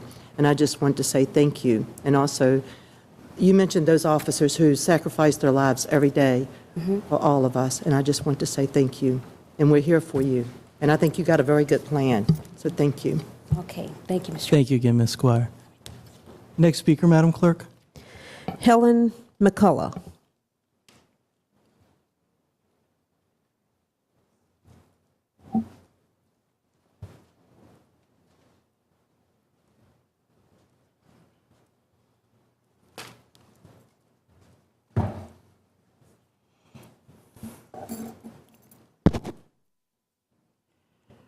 I am here to represent myself and other retirees of the city of Richmond. To the Honorable Dwight Jones, City Mayor, council persons, ladies and gentlemen, good evening. My name is Helen W. McCullough. I reside at 4325 Crutchfield Street, apartment 311. Richmond, Virginia, 23225. I was hired by the city in 1967, retired in 1990. I was very excited to be employed by the city of Richmond. Recently, I have become disenchanted as a retiree of the city. One of my concerns is that the group health insurance premium was terminated by the city of Richmond approximately 6 years ago, leaving the retiree the responsibility of securing individual health insurance and paying the entire premium. My main concern is the fact that retirees have not received a COLA increase in 5 years. My question is, how do you find funds to give a 2% salary increase to the full-time employees and totally ignore the retirees? It's like we've been cast out as if we never existed. There seems to be no regard for our years of service. As city retirees, we still have expenses, responsibilities, and obligations. Therefore, we should be recognized and treated fairly. In seeking an amendment to your budget, I pray you will find a way to compensate the retirees as well. Fair is fair. One nation under God indivisible, with liberty and justice for all. As Reverend Al Sharpton would say, and I quote, "Not all of one kind, but all." Thank you, Ms. McCullough. Next speaker, Madam Clerk, please. Sarah Morton. Ms. Morton.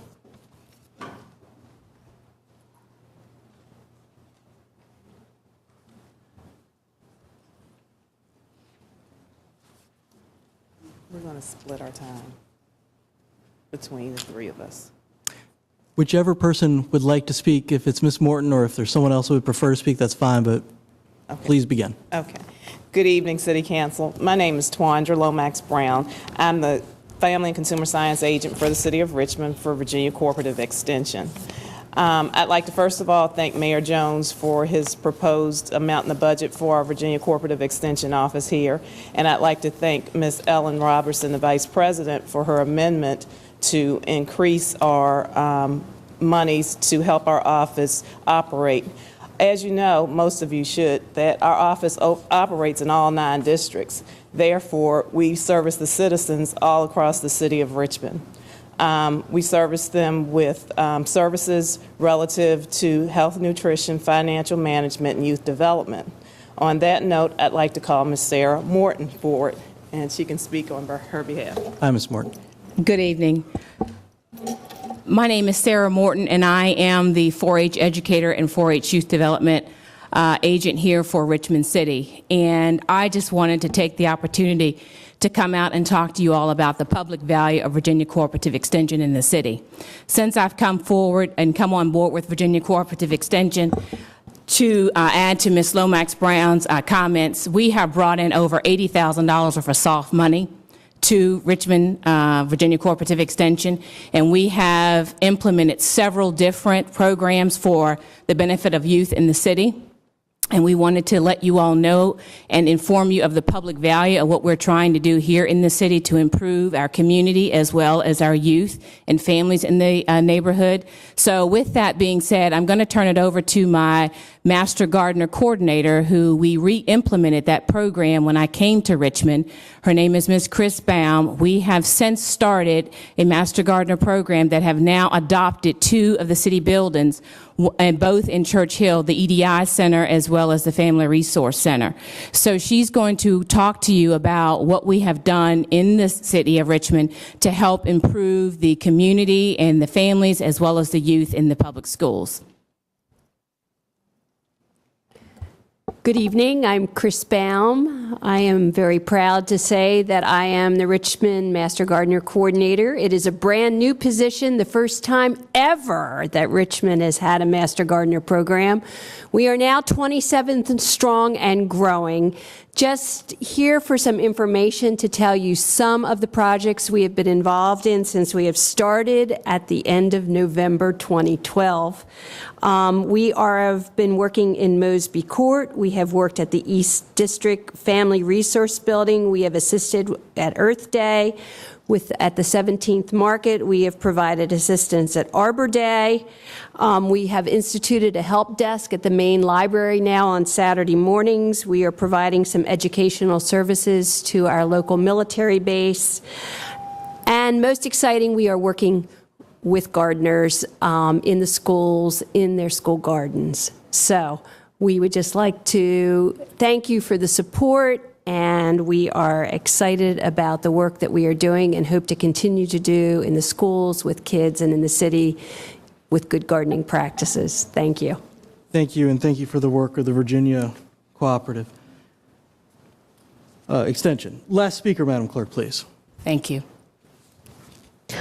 Arthur Burton.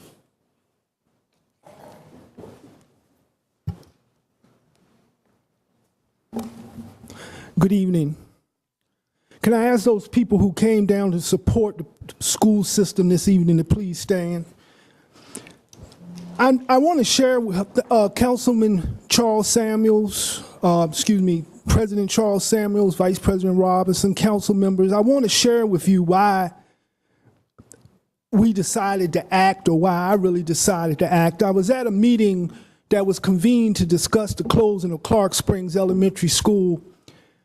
And when I entered the room, I saw an amazing sight. I saw both black folks and white folks, educators and parents standing to defend that school. And it's a sight that as a community we have worked almost 8 years to achieve. I can remember when we used to complain that we couldn't get white folks to talk about black children in this city.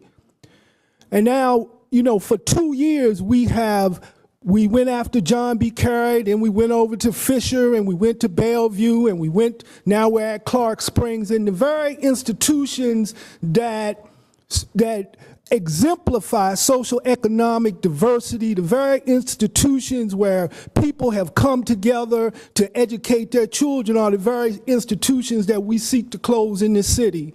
And we want to close them because we say that they are not full to capacity. But let's be honest, we have worked 50 years in this city to get anyone to want to be together at all.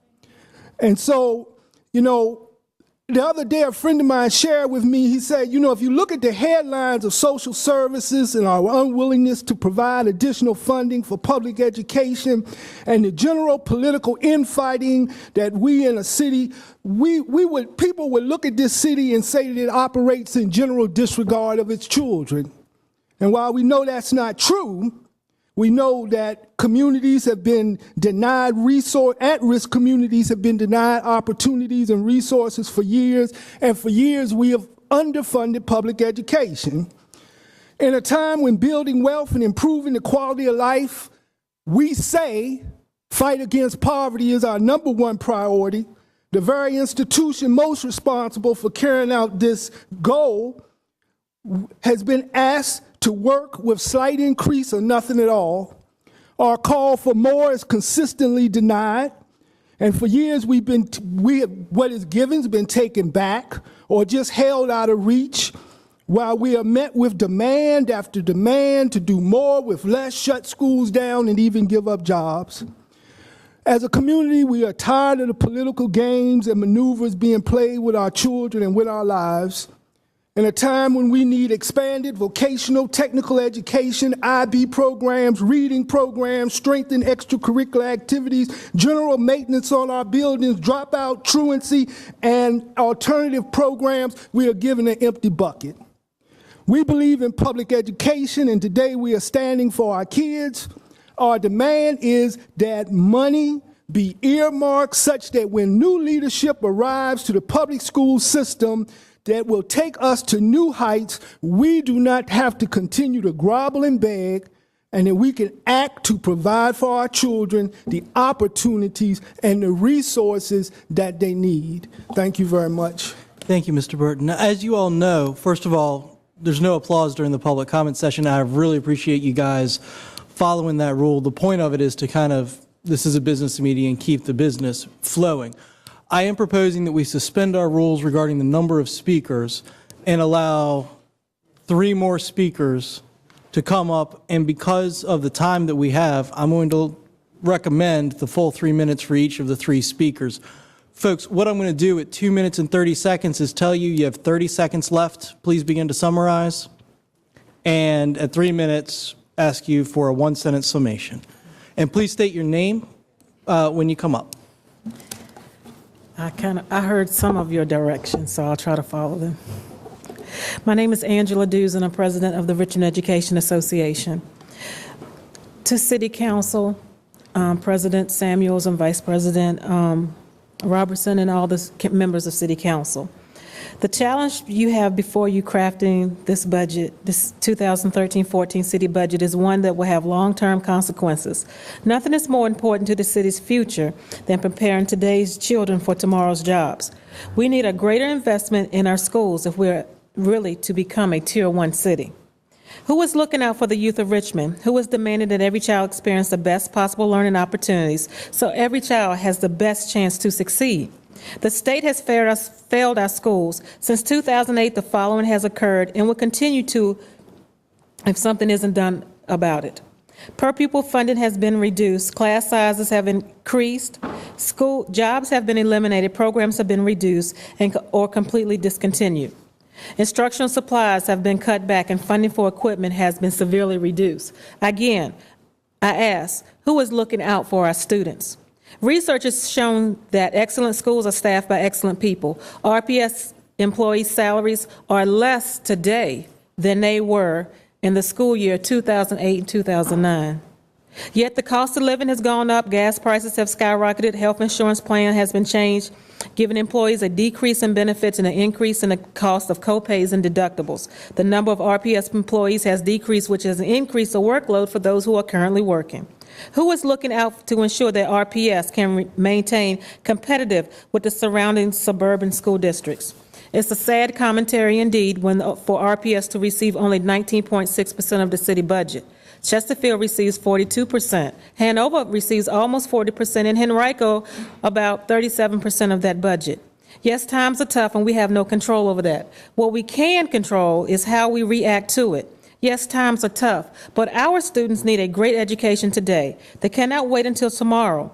Today's lost opportunities cannot be made up or even overcome tomorrow. Demonstrate that Richmond's kids and schools are just as much a priority as they are in the surrounding counties. Choices are the hinges of destiny, thousands of years ago, said an ancient philosopher. The destiny of RPS students, employees, schools, and yes, even the destiny of Richmond City is in your hands. Someone else said, quality is never an accident. It is always the result of high intention, sincere effort, intelligent direction, and skillful execution. It represents the wise choice of many alternatives. I am asking you. Despite my promise, I forgot to tell you you had 30 seconds left, so I'm going to give you a little bit more time since I interrupted you late. I am asking you, members of City Council, to make a wise choice. Step up to the plate and make RPS the priority it should be. An investment in our kids and in our schools, and an investment in Richmond's community and in the city. It is an investment today. Maybe even a sacrifice, but tomorrow an investment will result in huge benefits for this city. Thank you. Thank you, Ms. Dees.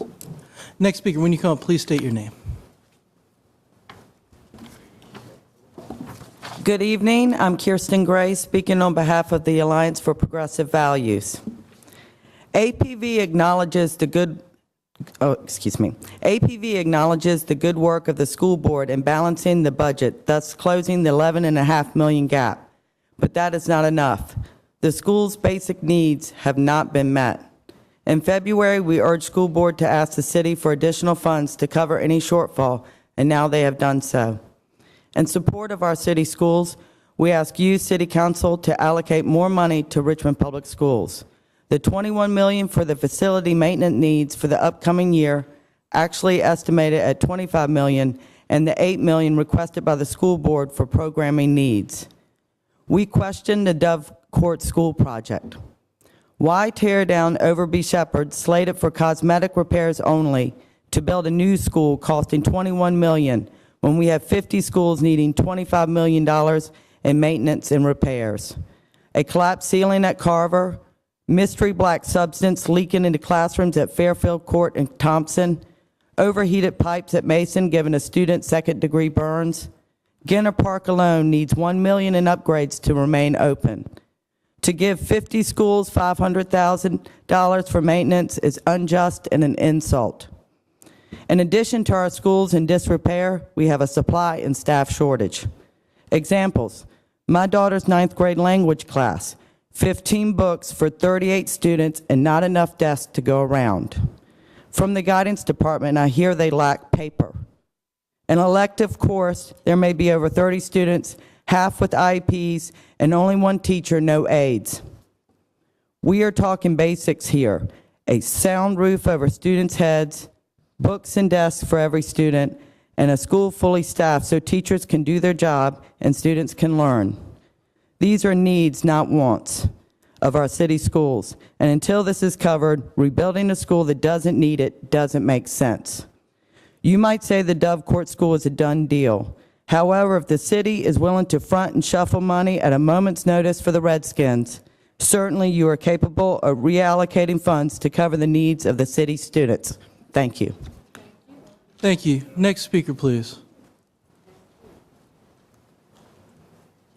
Good evening, council members. My name is Teachie Pinckney Epps. I'm the 9th District School Board member for Richmond City Public Schools. I'm standing here because we just took a vote upstairs. We, in fact, are going to go through the process of closing schools for this coming school year, something I'm adamantly opposed to because at the end of the day, we make decisions that sometimes our parents, it causes our parents to lose a lot of trust in us. It causes our communities, our teachers to lose a lot of trust. But having said that, one of the main reasons why the board took that vote is because they were under the impression that city council wouldn't give us any more money because we couldn't make decisions. So we made that decision. We'd like to get all the money that you see fit to move forward to this school system. Thank you. Thank you. And last speaker, please. You spoke for such a short period of time, I'd like to let one more person speak. Good afternoon, everyone. Good afternoon, Mr. President and City Council members and citizens of Richmond. My name is Jacqueline Snow. I live in the 5th District. I've been a parent and a consistent supporter of the Richmond Public Schools. What my concerns are this evening are pretty much like everybody else. I'm really disgusted because for more than 40 years, we've been fighting over the same issue. We don't have the basics that most residents or communities have. Air conditionings in schools, heat that works properly when it's supposed to work, safety issues always in the news, overstaffed, oversized classrooms that can't always be helped, but we should be able to have more staffing available and more teachers available to help our kids. And mainly, this is 2013, and our kids don't have, the majority of the kids in Richmond don't have computers, not just at home, but in school. Everybody doesn't have a car to go to the library and use the computer. Our kids should be able to use computers at school, or have maybe the community in the business communities or the sororities or the fraternities or whoever is available. Somebody can help generate some ideas and work with the parents to help come up with some ideas. Why can't our 21st century students have computers like other cities? I think that is crazy. Then they don't have enough books. If you distributed books the first day of school or the first part of September, they do not have enough books to do homework assignments. Then you want to know why they can't graduate on time.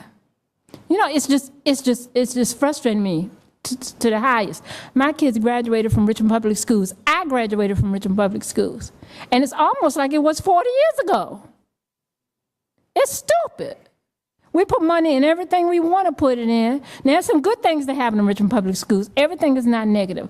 We're learning to try to make school as pleasant and as enjoyable and as memorable as possible with all the limitations. But we have to do better. We have to stop playing politics and get serious so these kids can graduate and go somewhere and do something in their lives.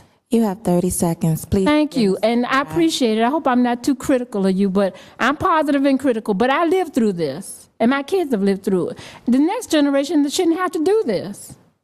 Thank you for listening, and please strongly take my suggestions seriously. Thank you so much. And I am in the 5th District, and I'm representing not just myself, but the Stadium Civic Association as well. Thank you very much, Ms. Snow. Again, would everybody who is here in support of the speakers who spoke today please stand?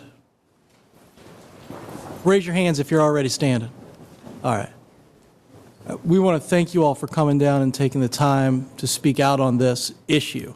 This is not something that council has taken lightly as we work through the budget, and we appreciate you all being willing to spend your evening down here as well. At this point, we're going to end the public comment section. Thank you, Mr. Samuels. Thank you all. And move on. We have, I believe, one expedited paper. That is correct. Resolution number 2013-R127.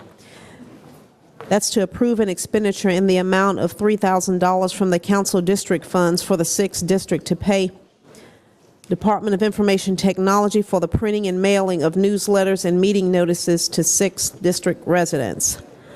I will need a motion for expedited consideration of that paper. Ms. Graziano, will you make that motion? So moved.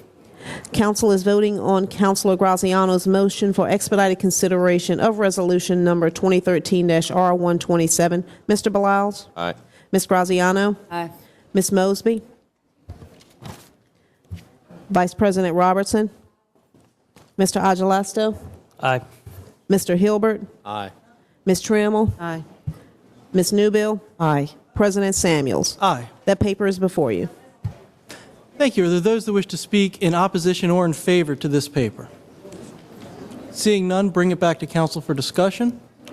Seeing none, call the question, Madam Clerk. Council is voting on resolution number 2013-R127. Mr. Beliles? Aye. Ms. Graziano? Aye. Vice President Robertson? Mr. Agelasto? Mr. Hilbert? Aye. Ms. Trammell? Ms. Newbill? Aye. President Samuels? Aye. That paper has been adopted. Thank you very much. That ends the expedited papers. That is correct. Wonderful. At that point, I believe we have reached the consent agenda. The consent agenda items for this evening are as follows.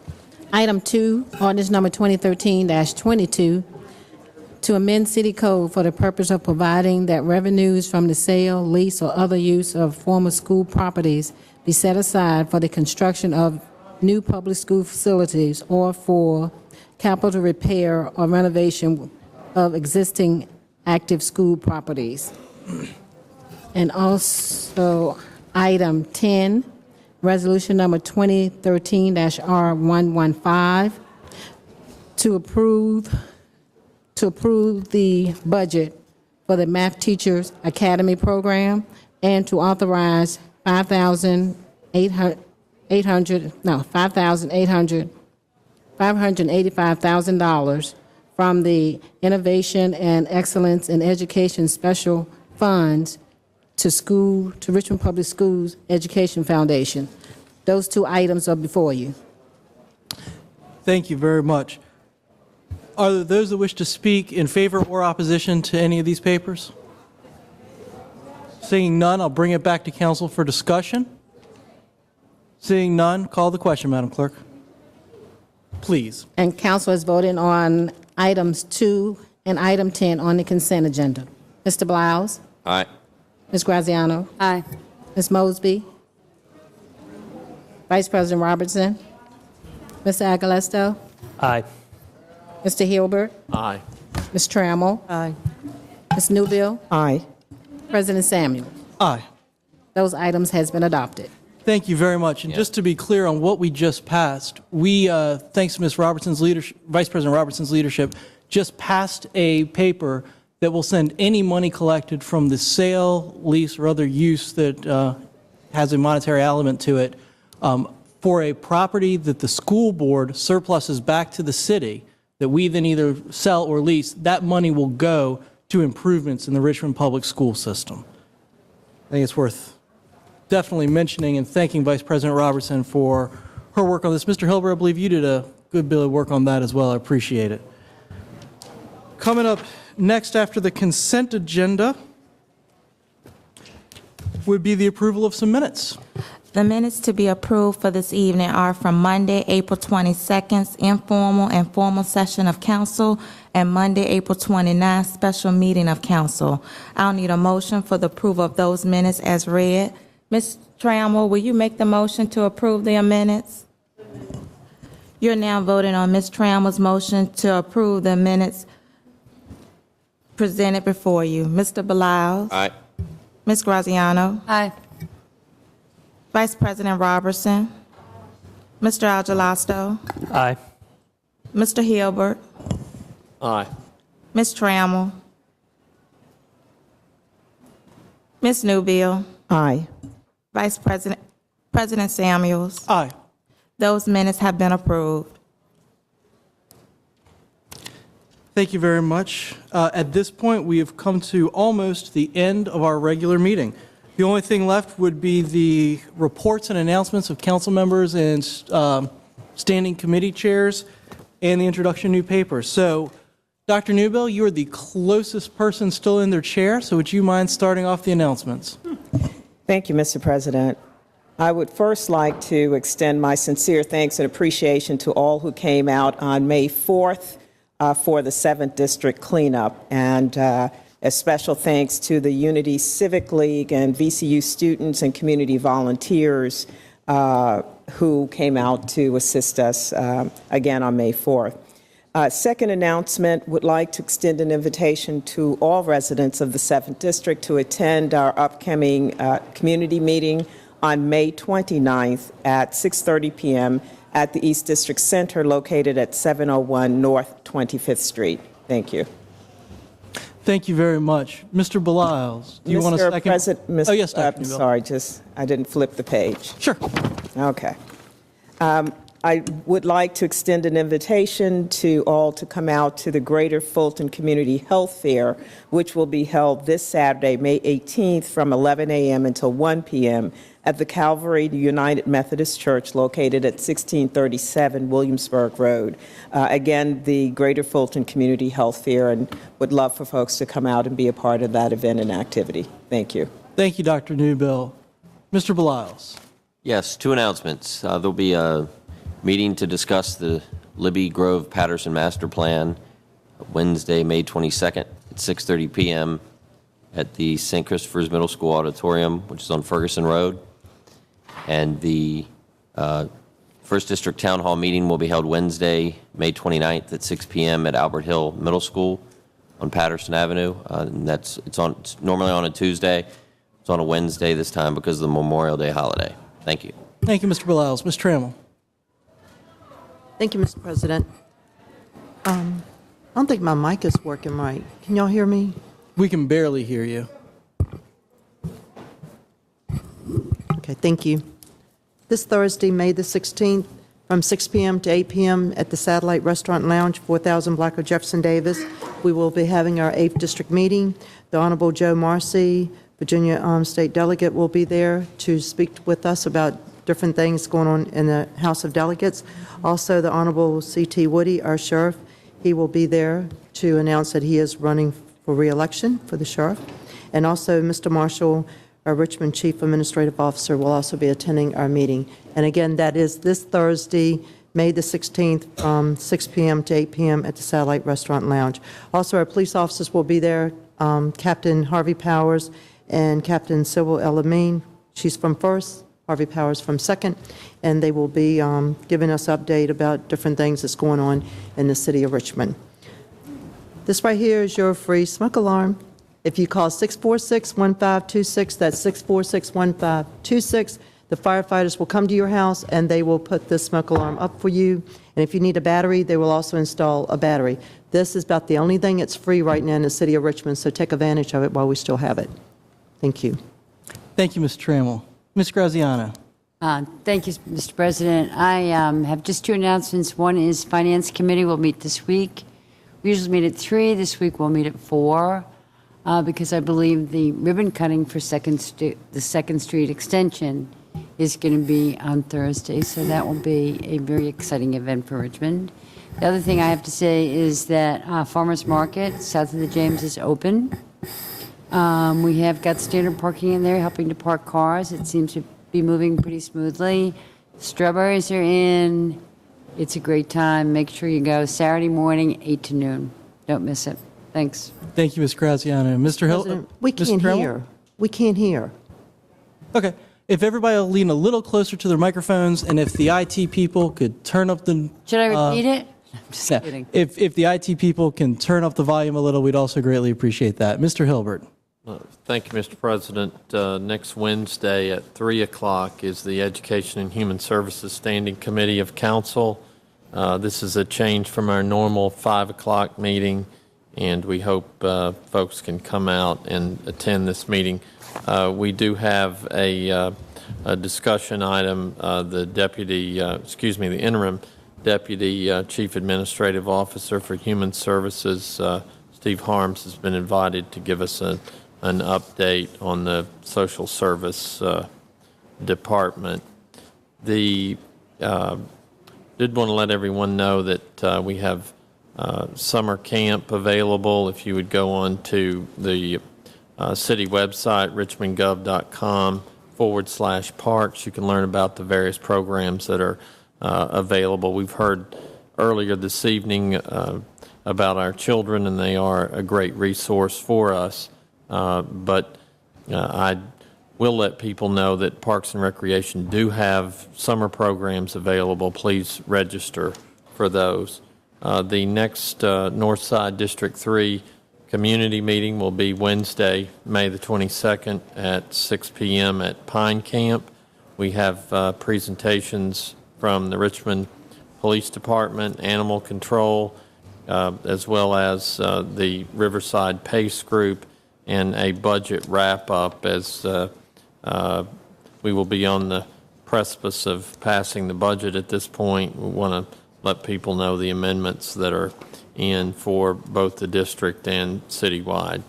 Would also like to add, Mr. President, that we have a email blast that goes out at least weekly. If you'd like to be added to this email tree, if you'd call Lisa Towns at 646-6055 or email her at lisa.towns, Townes, at richmondgov.com. And we want to remind everyone that your email information will be kept confidential. Thank you. Thank you, Mr. Hilbert. For those that are still in the audience tonight, we've been trying to get some work done on our microphones so that you all can hear us. Could you hear Mr. Hilbert any better than you could hear Mr. Beliles? I see shaking heads no. All right, everybody, please, can you hear me okay? If you're shaking your heads, you must be able to hear me. So folks, like right up against your face with the microphones tonight, please, okay? All right, having said that, let's see, we just did Mr. Hilbert. We're going to skip Ms. Mosby for a second for Mr. Agelasto.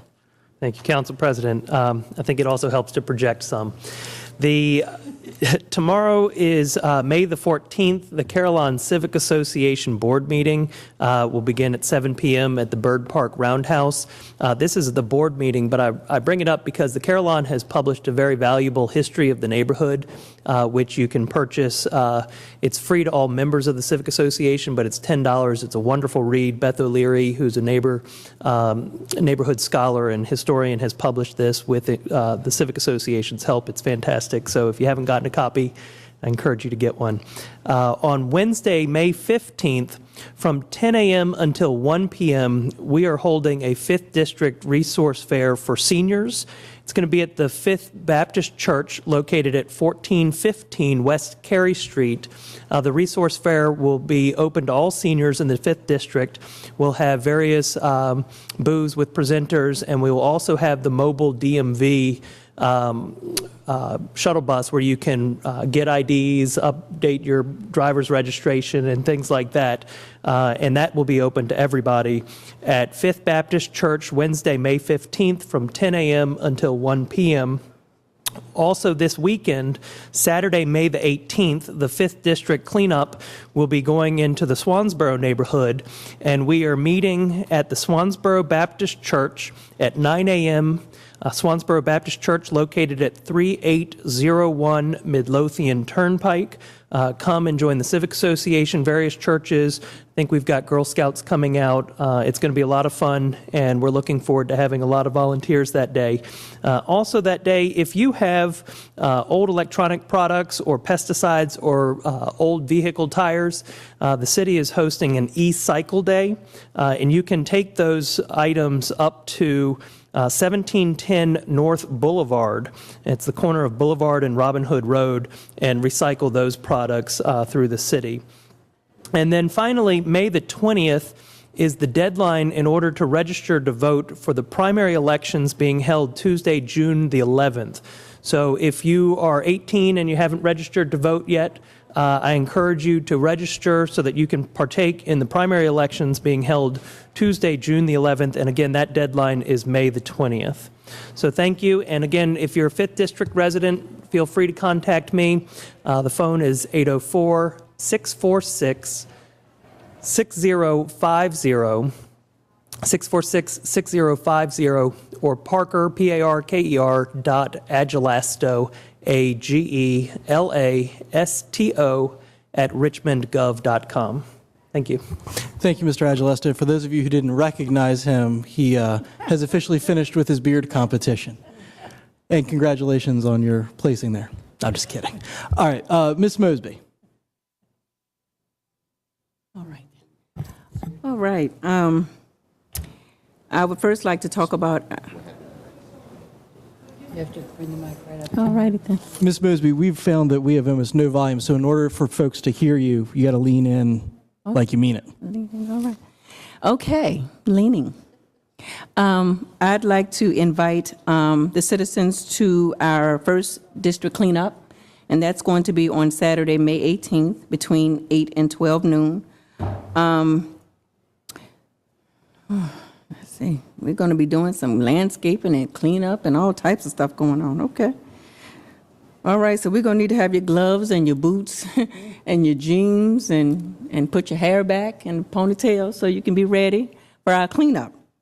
Also, we have our district meeting, and that's going to be on Thursday. And that's at 6 o'clock at Reed Elementary School. And I need everyone to show up at both of these events. The more people we have at the cleanup, the less each individual has to clean up, and the more we get done. So we need to get everybody to come out to the cleanups, and we need everyone to come to our meeting, which is on Thursday, 6 o'clock at Reed Elementary. And that's all I have today. Thank you. Thank you, Ms. Mosby. Vice President Robertson. Thank you, Mr. President. I have a couple of announcements I'd like to make. First of all, I'd like to inform the residents of the North and South Highland Park and Barton Heights that the meeting that we had scheduled for this week, Wednesday, at the Senior Citizens High-Rise Residency on 4th Avenue is canceled because we have a special meeting of the council for the amendments to the budget. So that meeting will not be held on this week, Wednesday, at the High-Rise building. We will be having our regular monthly town meeting on June the 8th. I want to make that announcement early. That will include the master plan for the redevelopment of the Highland Grove area, as well as tours of homes that are being developed for single-family home ownership by Southside Community Development Corporation, which is a nonprofit that works with the city of Richmond. Laura Street Developers, who are the developers of Highland Grove, the master developer will be there on site to give detailed information on the management of the new facility, as well as the Richmond Redevelopment Housing Authority, and that'll be on June 8th at the Overby Shepherd School from 10 to 12. The other announcement I'd like to make, Mr. President, is just to give people an update on what's going on. And we've been getting lots of questions about where is the Citizen Advisory Board for the Poverty Commission. The executive team of the Poverty Commission have been meeting every Friday. We're in the process of meeting with the chairpersons of the subcommittees, and our goal is to have the recommendations for the Citizen Advisory Board affirmed by the mayor by the end of this month, and we were planning to have an update for the general public on what's been happening with the Poverty Commission since our last presentation sometime in the middle of June. That date has not been set yet. And I think that's it, Mr. President. Thank you very much. Thank you very much. I greatly appreciate it. The second district quarterly meeting is going to be held on Thursday, May 23rd at the United Methodist Family Services. And that's at 3900 West Broad Street at 5:30 p.m.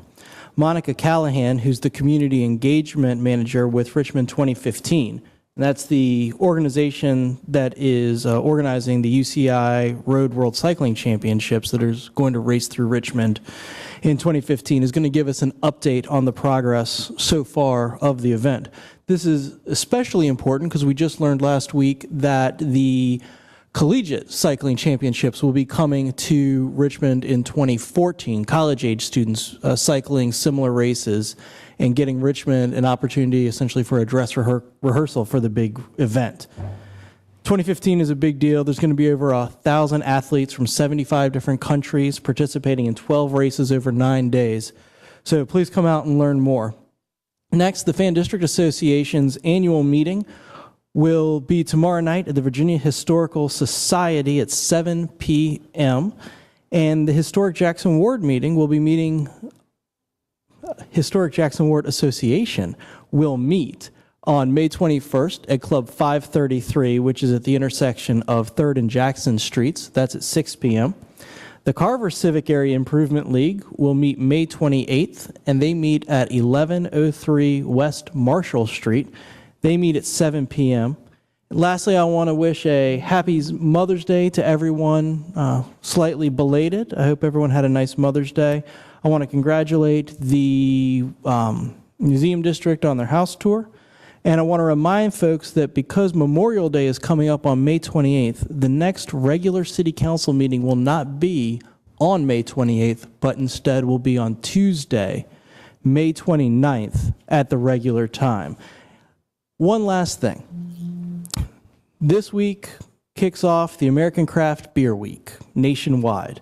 And we just came back from Denver where the craft beer scene is on every corner, it seems like. And we here in town are kind of on the cusp of a great craft brew renaissance, including cider here in town. So as you decide what to buy, please don't ever forget to consider buying local. Thank you all very much. And unless there's any further business, I'm sorry, I've been passed a note. Memorial Day is May 27th. The meeting is Tuesday, May 28th. I apologize for the confusion. May 28th. 6 p.m. for the formal meeting. Is there any unfinished or new business by any council member? Then let's have introduction of papers, please.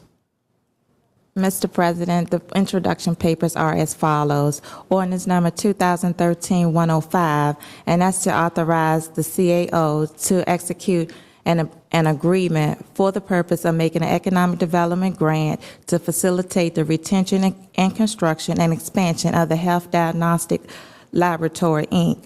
Finance and Economic Standing Committee meeting May 16th at 4 p.m. Council public hearing date Tuesday, May 28th. Ordinance number 2013-106, and that's to amend the special use of 310 South Boulevard for the purpose of authorizing the enclosure of an existing porch. Planning Commission public hearing date June 3rd, 1:30 p.m. Council public hearing date June 10th.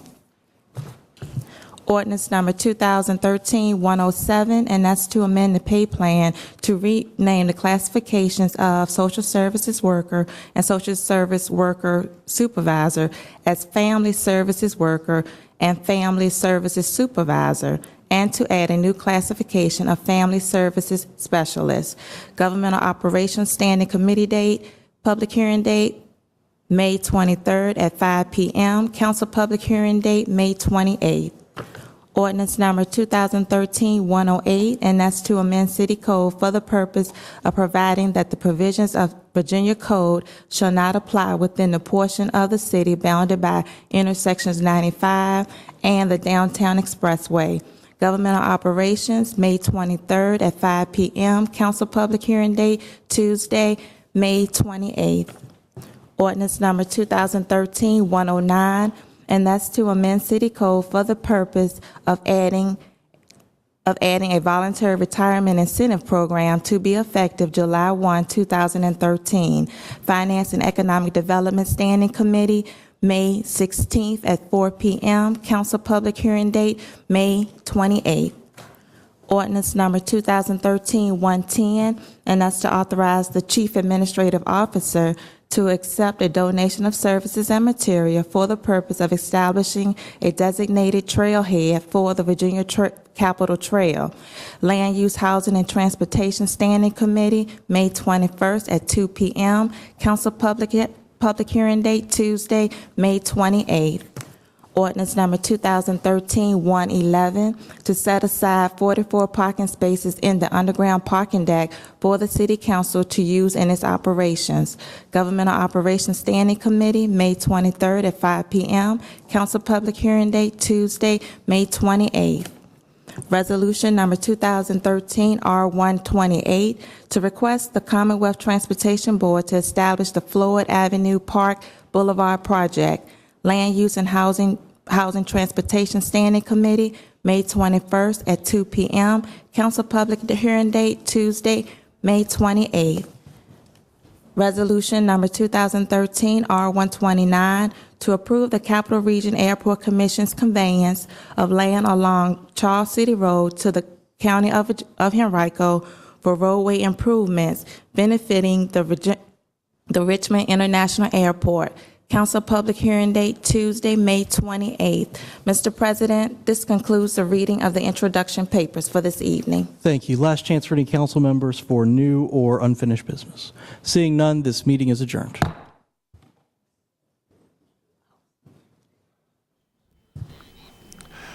Two hours on the dot. We got started right at 6 o'clock tonight. Had appointments, awards and presentations, agenda review and amendments. There were no items on the regular agenda. The item I thought was going to be moved to regular agenda was handled a little different way tonight. And that was item number 4. That went under the motions to amend and continue. Item number 4, ordinance 2013-87. This was a special use permit at 3408 and 3412 West Moore Street for multifamily dwellings containing up to 94 units. An amendment concerning off-site parking died for lack of a motion. And then we had 2 people speaking against the motion, 2 in favor of it. But when all is said and done, it passed by a 9-0 vote. About 7:03, we got the citizens' comment period. Now, there were some cancellations, so time was available. So it was available for 4 people not on the list to speak, and they spoke on the public schools situation here in Richmond. Then we got to the one expedited paper. That was a $3,000 expenditure for the 6th district printing and mailing of newsletters and meeting notices. That was approved 9-0. Consent agenda, what was left of it, only took 2 minutes, and it was approved, followed by the approval of minutes and reports from council, the introduction of papers, and that's it. A meeting lasting just about 2 hours on the nose for tonight. Now, don't forget, next regularly scheduled meeting will not be 2 weeks from tonight because that's May 27th, and that's a holiday. So we will be meeting on a Tuesday night. One of the few times this happens. This has happened before, but we will meet Tuesday night, May 28th, for our next regularly scheduled meeting at 6 o'clock. We'll be on there at 5:45. So for Gavel to Gavel, I'm Dick Harmon saying good night.